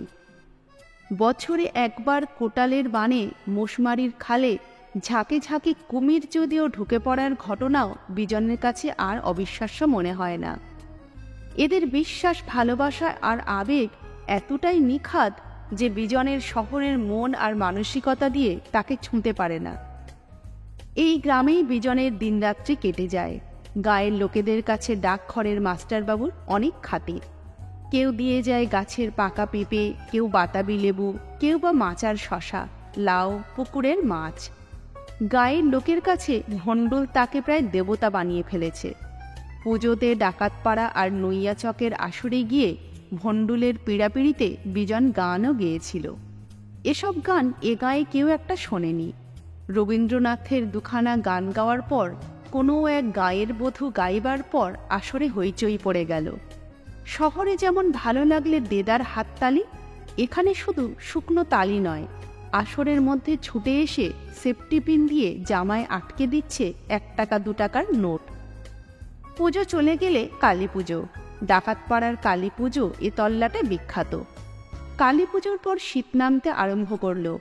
মাঠে মাঠে পাকা ধানের সোনালি শিহরণ, পাড়ায় পাড়ায় ধান সেদ্ধ করার গন্ধ, ঢেঁকির পাড় দেওয়ার আওয়াজ, অভাবী গ্রামের মুখে অঘ্রাণের হাসি। সময় থেমে থাকে না। চাকা ঘুরতে ঘুরতে আবার রুক্ষ বসে আসে। বোসমারির খালে জল শুকিয়ে তলানিতে পৌঁছয়। রোদের তাপে নৈয়াচক পুড়তে থাকে। ঝলসে যায় গাছগাছালির পাতা। থেকে থেকে মাঠের উপর দিয়ে ঘূর্ণি হাওয়ায় পাক খেয়ে ঘুরতে ঘুরতে উড়ে যায় শুকনো পাতা, ধুলো আর কাগজের ছেঁড়া টুকরো। মাঝে মাঝে ঝড় ওঠে, গাছের ডাল ভেঙে রাস্তায় পড়ে। আবার ঝড় থেমে গেলে নৈয়াচক শান্ত হয়ে যায়। এবার আষাঢ়ের মাঝামাঝি আকাশ কাঁপিয়ে ঝড় আর বৃষ্টি এলো। গরান কাঠের মাঠের উপর দিয়ে বৃষ্টিগুলো ছুটে আসে যেন বর্গী হানাদারের মতো। ঝড়ের বেগ কমে বাড়ে, কিন্তু বৃষ্টি ধরে না। মোশমারির খাল ভেসে হড়হড় করে গায়ের দুদিকে জল ঢুকে পড়ে। 3 দিনের ঝড় জলে মানিকচকের বাঁধ ভেঙে গিয়ে মোশমারির খাল যেন পুরোপুরি বেআব্র। ঝুপঝাপ করে পাড়ের মাটি খসে পড়ে, গোটা গ্রাম নদী হয়ে যায়। ভণ্ডুলদের এখন নাও খাওয়ার সময় নেই। সবাই বানভাসী গ্রাম রক্ষা করতে কোমর বেঁধে নেমে পড়েছে। হুলো ডাকাত আর নুরো ডাকাত হেঁকে হেঁকে বলছে, গ্রামবাসী গ্রাম রক্ষে কর, মারে আমরা ভেসে যেতে দিবনি। সবার কাতর চিৎকারে গ্রামের বাতাস কাঁপে, তবু গ্রাম ভাসতে থাকে। কলকল করে জল ঢুকে পড়ে ঘরের মধ্যে। সেই জলে ভেসে আসে কচুরিপানা, কিলবিল করে সরু সরু সাপ। শহর থেকে বিকেলের দিকে কাগজ আসে বিজনের কাছে। বিজন তন্ন তন্ন করে কাগজ খোঁজে। অন্য জায়গার খবর থাকলেও বানভাসী নৈয়াচকের কোনো খবর নেই। বিডিও সাহেব বিরক্ত হয়ে বিজনকে বলেন, চিঠি লিখে লিখে আঙুল ব্যথা হয়ে গেল, রিলিফের কোনো ব্যবস্থা নেই। মনে হয় চাকরি ছেড়ে দিয়ে চলে যাই, গায়ের লোকগুলো এবার মরবে। বিডিওর অফিসে বাড়িতে আর্ত লোকেদের ভিড় বাড়তে থাকে। হুলো ডাকাত বলে, বিডিও সাহেব আপনি চিঠি পাঠাচ্ছেন তা জানি, কিন্তু গায়ে কিছু আসছে না। আপনি আজ্ঞে করুন, আমি আর নুরো মিলে সদরে গিয়ে সত্যিকারের ডাকাতি করি। চাল ডাল চিড়ে মুড়ি যা পাই লুটপাট করে নিয়ে আসি। চোখের সামনে তো গ্রামের লোকেদের না খেয়ে মরতে দিতে পারি না। নুরো ডাকাতের বিশাল গোঁফ, সেই গোঁফে ঘন ঘন হাত বোলানো মানে তার ভেতরে উত্তেজনা বাড়ছে। নুরো উত্তেজিত গলাতেই বলল, উঠোনে জল খলবল করছে, যতটা সাধ্য ছিল তারই মধ্যে বাঁশের মাচা বানিয়ে লোক রেখেছি। আমার ঘরেও গাঁ লোক, কিন্তু এতগুলো লোক খেতে দেবার সামর্থ্য আমার নেই। একটা কিছু বিট করুন। নুরো আর হুলোর সঙ্গে গাঁয়ের লোক মিলে দিনে পাড়ায় পাড়ায় ভিক্ষে করে, চাল ডাল চিড়ে সংগ্রহ করে, ভণ্ডুল লোকজন নিয়ে খিচুড়ি রাঁধে। কিন্তু ভিক্ষে দেওয়ার লোকও তো কম, পঞ্চায়েতের লোকজনও দিশাহারা। সন্ধ্যের পর গভীর আধার নেমে আসে সারা গ্রামে। কলার ভেলায় জলের উপর ঘুরতে ঘুরতে হুলো ডাকাত আর নুরো ডাকাতের লোক গ্রাম পাহারা দেয়। হাঁক পেড়ে বলে, সাবধান, জল বাড়তিছে, ভয় পেও না, আমরা আছি। গ্রামে জল ঢোকার পথ বন্ধ করার সব চেষ্টাই জলের তোড়ে ভেসে যায়। হুলো আর নুরো আলো ফোটার পর আবার মাটি কেটে বাঁধ বানায়। এই করতে করতে একসময় জল সরতে থাকে। রোদের আলোয় ভেজা গ্রাম জাগতে থাকে। পথে ঘাটে তখন দুর্গন্ধ। বিডিও অফিস থেকে আনা ব্লিচিং পাউডার আর ফিনাইল ছড়ানো হয়। আস্তে আস্তে গ্রাম শুকোতে থাকে। দুঃখের প্লাবনের পর মানুষজন আবার স্বাভাবিক জীবন ফিরে পায়। একদিন ভণ্ডুল পোস্ট অফিসে এসে বললে, যাহ, আপদ গেছে। বিজন জিজ্ঞেস করে, কিসের আপদ? ভণ্ডুল বলে, আমার জ্ঞাতিরা ভূতগঞ্জের জমিটা তো দখল করেছিল, কিন্তু বানের জল এসে সব ভাসিয়ে নিয়ে গেছে। নুরোদা এখন তার লোক দিয়ে ওই জমি বেড়া দিয়ে দিচ্ছে, আর কি দখল দিতে পারবে না। বিজনের কাছে এটা অবশ্য খুব ভালো খবর। বিজন বলল, জল শুকিয়ে জমিটা খটখটে হয়ে গেলে ওখানে ঘর বানা, জমি ফেলে রাখলে আবার দখল করে নেবে। ভণ্ডুল বলল, তাই করব, কিছু একটা করতে হবে। নিজের জন্য কিছু চাই না, আমি তো আপনার এখানে দিব্যি থাকি, আমার আর থাকা থাকির কি ব্যাপার। জীবনে চাহিদাহীন এমন মানুষ কখনো দেখেনি। সে অবাক হয়ে ভণ্ডুলের দিকে তাকিয়ে থাকে। ওর কালো মুখে তখন চাঁদের আলো। 1.5 বছর পূর্ণ হওয়ার আগে বিজন বদলি হয়ে পলতায় চলে এলো। নৈয়াচকের মানুষগুলো অনেক দিন তার স্মৃতিতে ছিল। সেই স্মৃতিও ধীরে ধীরে ম্লান হয়ে এসেছে। নৈয়াচক ছেড়ে আসার অনেক দিন পর তার নামে একটা চিঠি এলো। খামের উপরে ইংরেজিতে ঠিকানা লেখা। চিঠিটা খুলে প্রথমে চিঠির মাথার দিকে তাকালো। সেখানে বাংলায় লেখা নৈয়ার চক। বিজন চমকে চিঠির শেষটা দেখল। চিঠির তলায় লেখা, ইতি আপনার স্নেহধন্য ভণ্ডুল। বিজনের মুখ খুশিতে উজ্জ্বল হয়ে উঠল। এখানে এসে একটা চিঠি ভণ্ডুলকে সে লিখেছিল, কোনো উত্তর না পেয়ে আর লেখেনি। এবার ভণ্ডুলের চিঠি পড়ে জানা গেল সে নিজে চিঠি লিখতে পারবে না বলে লজ্জায় লেখেনি। সেদিন থেকে সে আরও মন দিয়ে লেখাপড়া শুরু করে।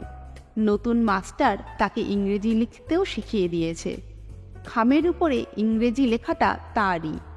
গ্রামের সবাই কুশলে আছে। ভূতগঞ্জে তার যে জমি, তাতে নুরোদা আর হুলোদা মিলে ডাকাতির পাঠশালা করেছে। সেখানে শারীর শিক্ষা হয়। বনমালী কাকা আর বেঁচে নেই। পটু এখন গায়ের হাটেই আনাজ বিক্রি করে। কিন্তু মুকুন্দ জেঠু এখনও গাবগাছে পা ঝুলিয়ে বসে একই সঙ্গে গ্রাম আর পটুকে পাহারা দিচ্ছে। পটু বড় দুঃখী। আমি যদি পটুকে বিয়ে করি তাহলে কি দোষ হবে? আপনার অনুমতি পেলে পটুকে বিয়ে করব। পটু রাজি হয়েছে। আপনি আমার বিয়েতে আসবেন তো? এখন আর রাজধানীর ঝাঁকানি নেই। রাস্তা ভালো হয়ে গেছে। ডাকঘর পর্যন্ত বাস আসে। কবে আসবেন? আপনি এলে বিয়ের কথা পাকা হবে। চিঠি শেষ করে বিজন আনন্দে হুররে বলে চিৎকার করে উঠল। বিজনের নতুন বউ বলে উঠল, কি হলো, কার চিঠি? বিজন বলল, তোমাকে নৈয়াচক আর ভণ্ডুলের কথা বলেছিল মনে আছে? সেই ভণ্ডুল এখন লিখতে শিখেছে। নিজে হাতে আমাকে চিঠি লিখেছে। ওর বিয়ের জন্য আমার অনুমতি চায়। বিজনের বউ রত্না বলল, অনুমতি দিয়ে দাও।